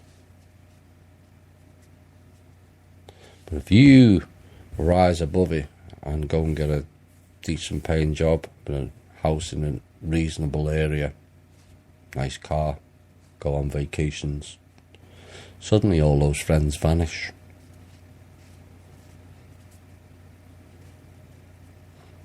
You've no idea how bad it is. That type of programming is in the UK. Oh, it's all right for him going off there and there. Well, why can't you do it? You used to have people kind of taking swipes at me because I left and went to America. Oh, it's all right for you living in America. I said, well, we have the same issues as you have over there. It's just that it's more sunny. I said, well, if you're that envious of me being in America, why don't you go and do it yourself? Oh, you can't just do it like that. Well, yes, you can. Or haven't you got the balls to do it? That's the question. People kind of get stuck. People, you all heard the hard luck stories. Oh, such and such has died, and this one's died, and me cat's died, and it's like a really sad country and western song. Loads of people are around, but suddenly you get back on your feet and they all vanish. Well, they're not real friends. They're energy vampires. And those energy suckers are now fading into the background. You're going to see it more and more.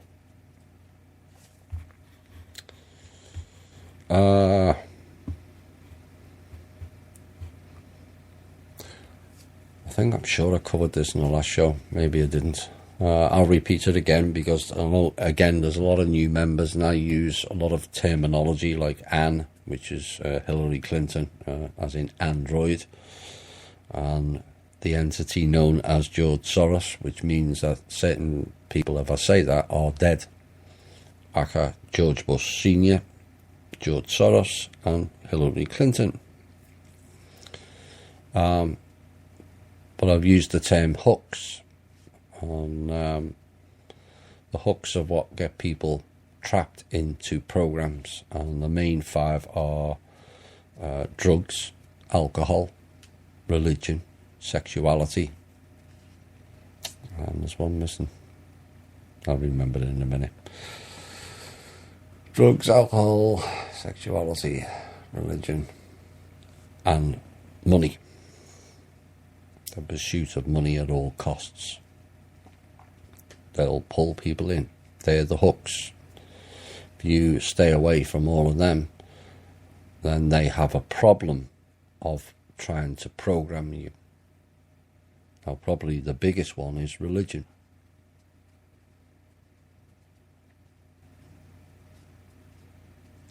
They can then dictate and control your life through that program.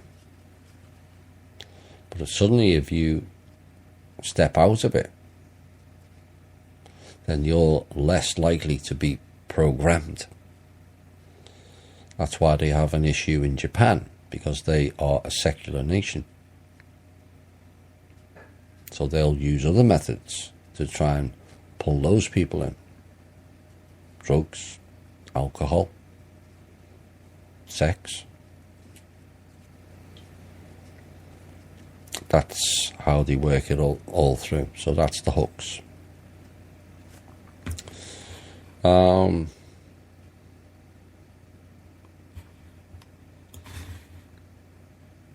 With respect to the sleepers and those immersed in their false reality, going forward, will the truth be revealed only to those who actively look for it? Or at some point will the man behind the curtain be revealed, especially to the people of the US? I understand not wanting to cause panic, however, letting the ignorance just go on and on doesn't seem right to me. Let me break that down. In essence, the truth has already been revealed to those who listen to this show. We already know the truth to a point. Not just via this show, but there's many other shows around who have exposed certain things to not being what we've had presented to us as fact.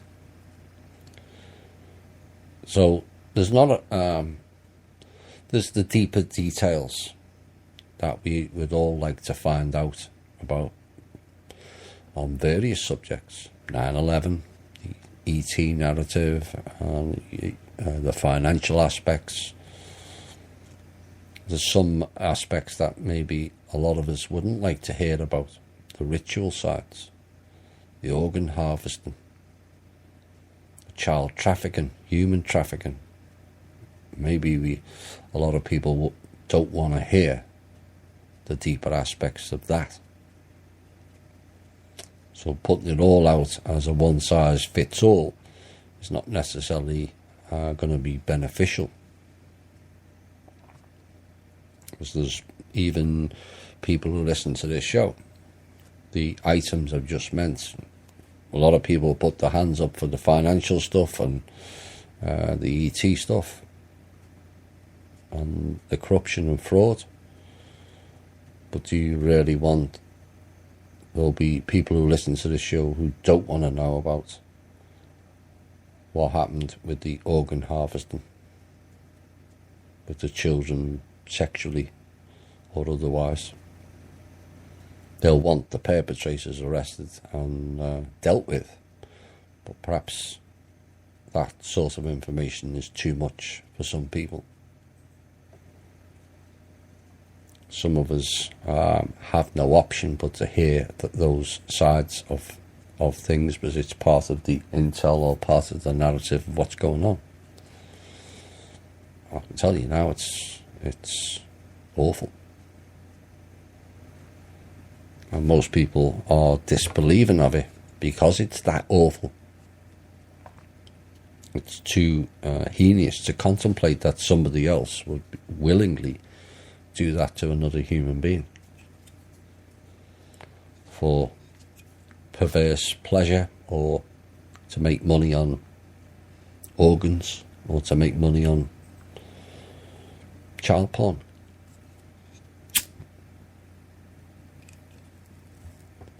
There doesn't appear to be any limit of what people will do just to make money. And that's the sad thing. So I see a steady increase in 2018. In certain aspects, there'll be a much elevated increase of exposure. In others, perhaps not so much. You know, Holly's just mentioned about maybe it's the right time to expose 9/11, and that's a good idea. But I think it's more important we stop the current issues, like the organ harvesting and the children that are going missing and the sexual abuse of children and the MK Ultra of people and the poisoning of people and the chemtrails, etc., etc., etc. These are all events that are taking place now, and they have to be stopped. 9/11 was a watershed moment in this country. It took the people 10 to 12 years to come out of the shock wave that hit them that day. You have the whole population who have ran through 40, 50 years of fear programming. You know, the older members who listen to this show maybe took part in those ridiculous school programs where you hide under a desk in the event of a nuclear bomb going off. Like, that's going to make a difference. Clearly it's not. So that's fear programming. But it was all built up in this country that America's impenetrable. We've got the greatest radar and military and all this stuff. And then suddenly 9/11 happened, and then you've triggered 300 million people with the fear programming of, oh my God, we're vulnerable. And it's took Americans the best part of 10 to 12 years to overcome that shockwave. It's only now that people are starting to see through it. But I think it's more important that we deal with the current events of what's taken place and stop that. And then the past, which has to be taught so we don't repeat going forward, will perhaps come at a later date. That is a good question. How long can the oligarchs continue to afford all the current chemtrail spraying? That's a good point. Maybe they're not getting paid either. Like CNN, Clinton News Network, they haven't been paid in many months. The Rothschilds owe them as well. Rothschilds owe people a lot of money currently. The fact that the American government, including Mr. Trump, is going after the 15 trillion that was handed out of our accounts and over to British Federal Reserve style banks over in Europe to bail them out via Pure Heart Investments, aka Rothschilds. So yes, their time is up. They've raped all and sundry. They've lied all and sundry. They've made promises to all and sundry. And they're never going to deliver. They're just stalling the game.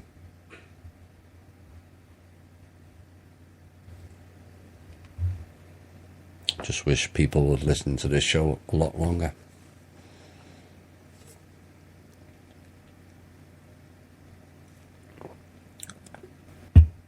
So Rothschilds are operating on slim pickings now, where they'll do false flag events, get the public to donate their money into their banks, and then they just collect it and don't hand it out.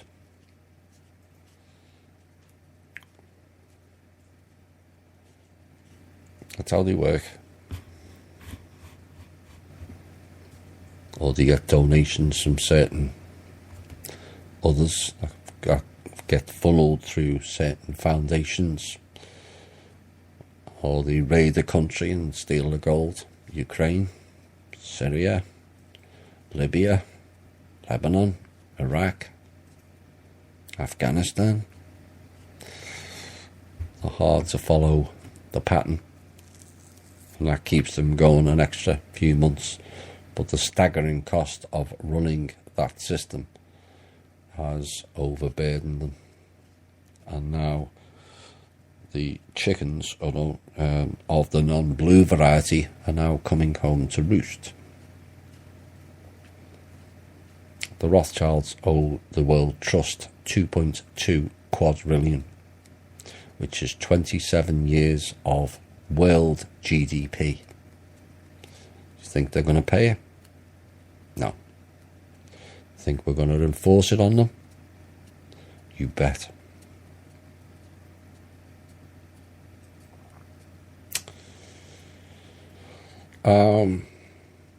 Along the similar lines, I thought the Rothschilds and cabal were broke. They are. Bankrupt. They are. How are they able to fund any potential UN troops in the United States? Think Bitcoin. Think cryptocurrencies, where they get scripted agency guys, CIA agency, gurus on the internet, telling them to buy Bitcoin with no oversight, no transaction details, no nothing. Basically, they're sidestepping a new financial system where everything is transparent. We did warn of it. So they collected a lot of money from Bitcoin and other bogus currencies, and a lot of money in super notes that got exposed. And they're now being shut down and collected and probably set fire to.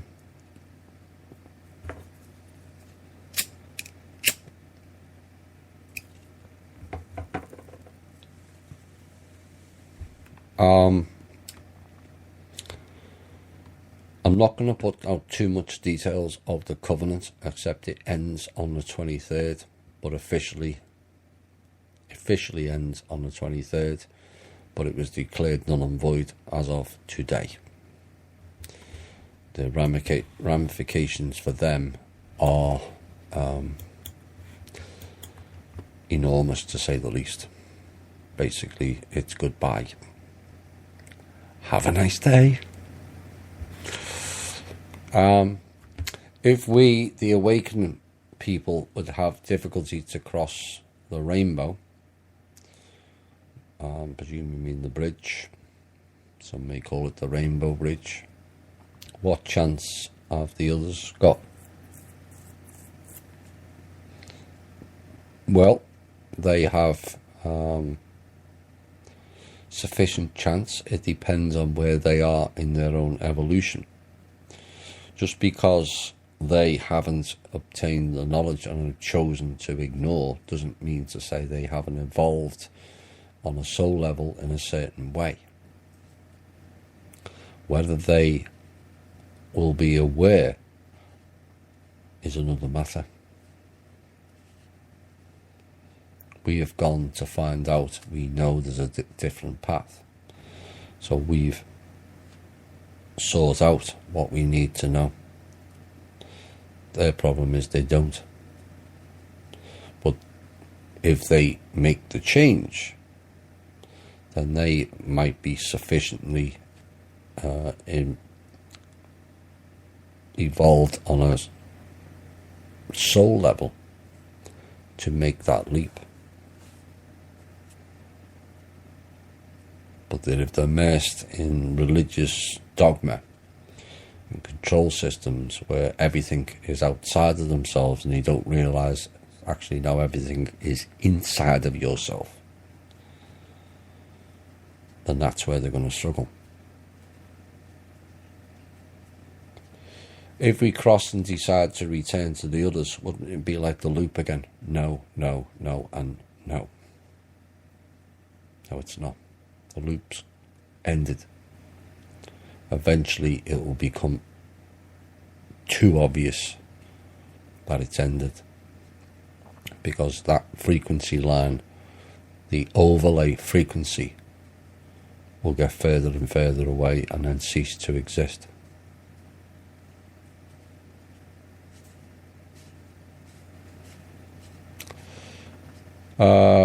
If we return, are we returning to our own body fully awakened or something else? That depends on your own soul growth and soul development.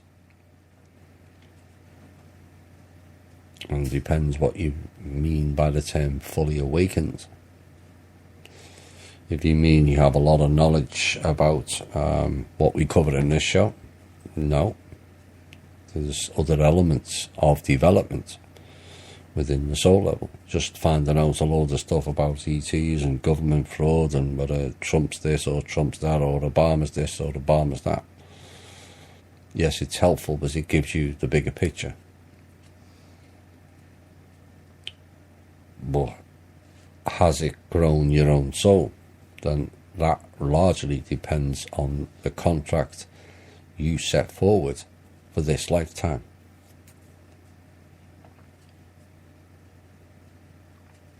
So again, that's all depends on the individual. It's not a collective, it depends on the individual. We're not all the same on a evolutionary development level, but all at different layers. Some are in the lower astral, which is why they have bad nightmares. Or they're battling with various entities because their development level is the lower astral. The key is to jump and go to the higher astral, and a lot of those entities disappear. And then the biggest jump is to go onto the mental planes. That's when the real awakening takes place within the self. Suddenly you will have abilities that are just dormant. You don't learn them, they appear because you've reached sufficient development to be able to accept and absorb and be responsible with those abilities. That's why very few get them. Because if suddenly you've got a load of people who are, and doesn't necessarily mean humans, you've got a load of greys that have mental plane abilities with a brain of a child. It's not going to go well, is it?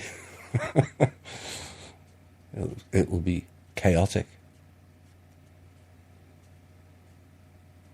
So it's all about personal development on the earth plane of evolution. But once you go through all the stages of earth evolution, you then go on the cosmic one. There's many in our group who have been at that level and have come back into the earth sphere plane to deal with the issues here. Eventually, when this lifetime ends for each of you, you will get memory back. And then you will go on to your own level of evolution, which may be mental planes cosmic, it may be lower astral, universal or galactic.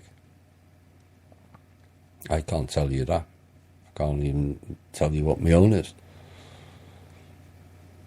It's only when you return to source that you fully awaken as to who and what you are.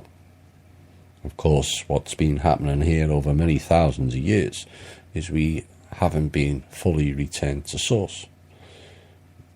We've been interfered with, memory wiped and sent back via the soul traps.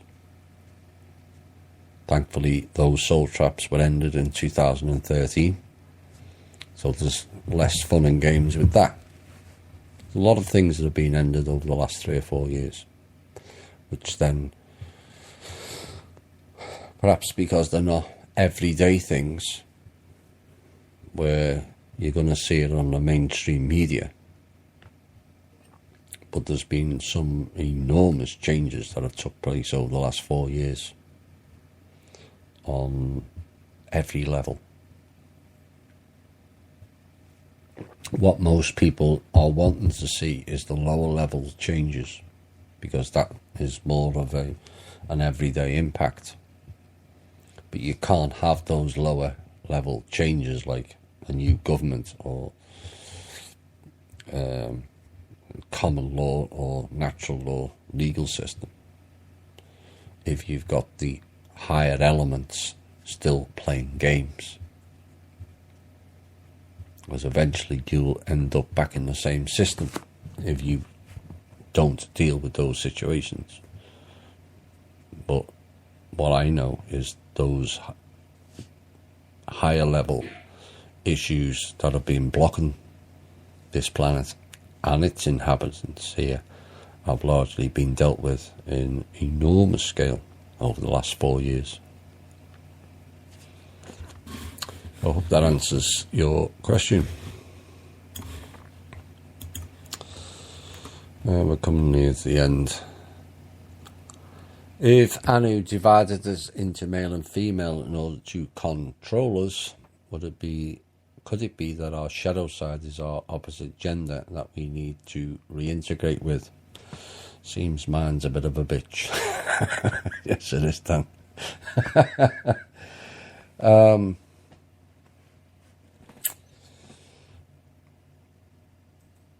We all have a masculine and a feminine side. The key is, like I keep saying, is balance. Those who are in balance with both are the ones that soul develop quicker.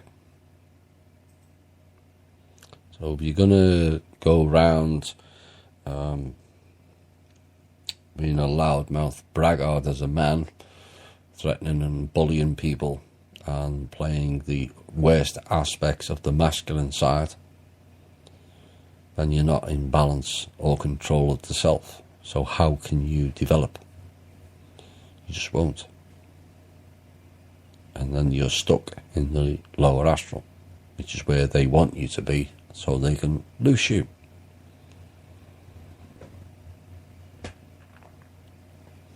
All the extinct animals, be it dinosaurs, whatever, are all stuck in the lower astral. And the food source is you. So it's important that we all learn to deal with our shadow sides and learn to balance the masculine and the feminine in both of us, because we have, all of us who listen to this show have been male or female in previous lifetimes. Some have been androgynous. Oops. Bet you didn't know that. So those who in previous lifetimes were androgynous is a matter of choice, isn't it? There's no male and female. It's about merging both. It's like the people go, I'm left brain, I'm right brain. Well, why don't you merge both? Don't put yourself in one box. There's aspects in both that can combine into a greater force. There's nice elements of the female, there's nice elements of the male, there's not nice elements of male, and there's not nice elements of female. In fact, one of the worst programs over the last 30, 40 years is the young females acting out the worst aspects of the masculine side.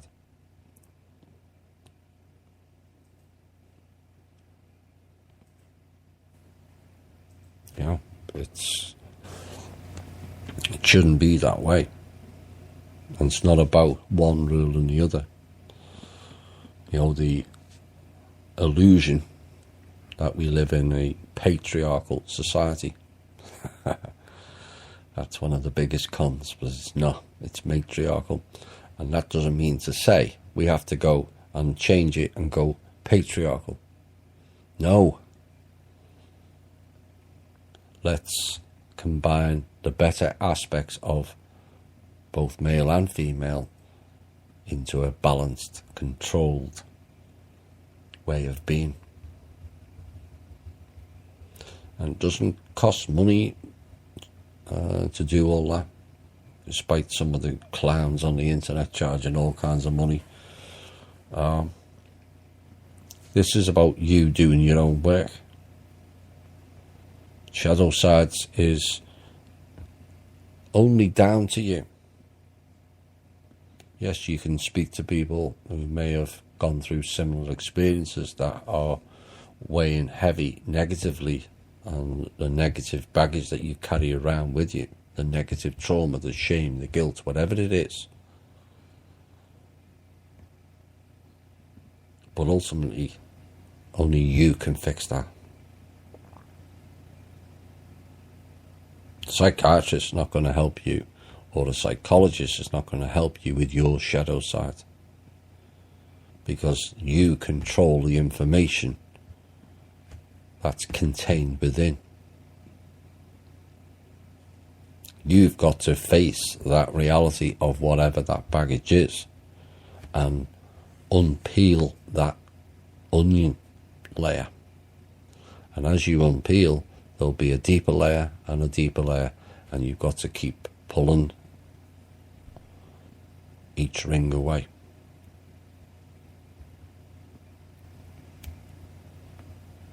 That's down to you, and not necessarily to the person who asked the question, by the way. I'm talking in general terms there.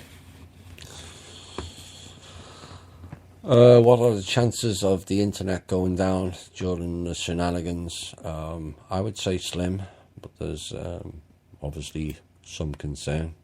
And a suggestion from the questioner is, would ham radio be a good prep backup? It could be, yeah. What if they jam them signals? Where does it end? They rely heavily on the internet. And so, whilst they can interfere with individual packages, that they took the whole thing down, I'm not too sure that they could operate their world. We'll see. What are the chances of them getting another extension last minute? Presuming you're talking about the covenant. The chances are 0. None whatsoever.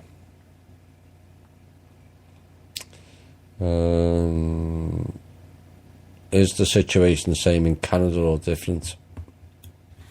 Exactly the same. Same shenanigans, same skullduggery, same fraud, same corruption, same pedophiles, you name it. It's all there.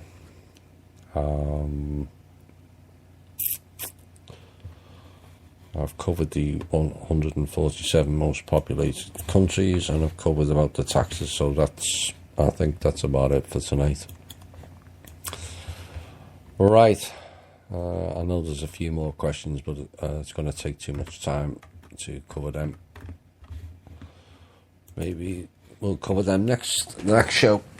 The next show is going to be unless something extraordinary takes place, or I get issued a warning to put out. It'll be next Thursday. So I hope you enjoy the festivities of Christmas. It's the imminent danger that we were facing has kind of lessened in some ways today. They're under no illusions we're coming after them now. If they had doubts before, they have none now. But we always have to be aware that they will strike out like the vipers that they are. And that's where we have to be cautious, vigilant, but not in fear. The only people in fear on this planet now are people with no food, the people that are in human trafficking and child trafficking, and the cabal stroke elites. They're the ones in fear.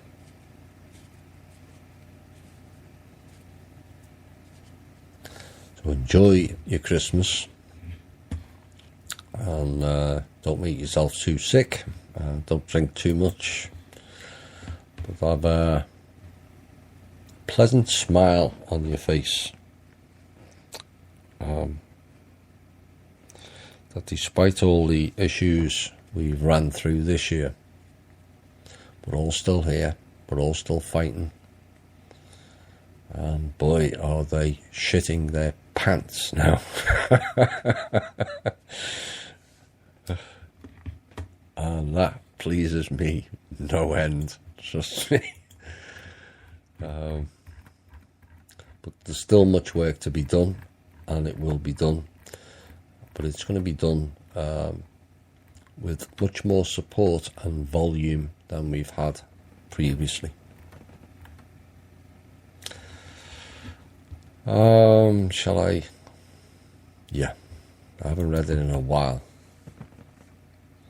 If you lead life in love and care, you will prevail. If you lead life in fear and anger, you will fail. Feel free for you to be the person you wish to be, not the person who conforms to what others want them to be.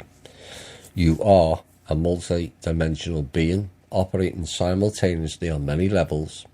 You are not here to conform. You are not here to be stifled. You are not here to be enslaved, and you are not here to be abused, or to compete with your friends, family, or neighbours. You are here to be the best you can be, and do so as a crown of creation. Now go out with the confidence of who and what you are, and excel in yourself, and in doing so, inspire others. And remember, everything you've ever wanted is on the other side of the fear. And when the people lead, the leaders have no option but to follow. This has been the Truth, Honour and Integrity Show. My name's Thomas Williams, and we really are in this now. Bye for now.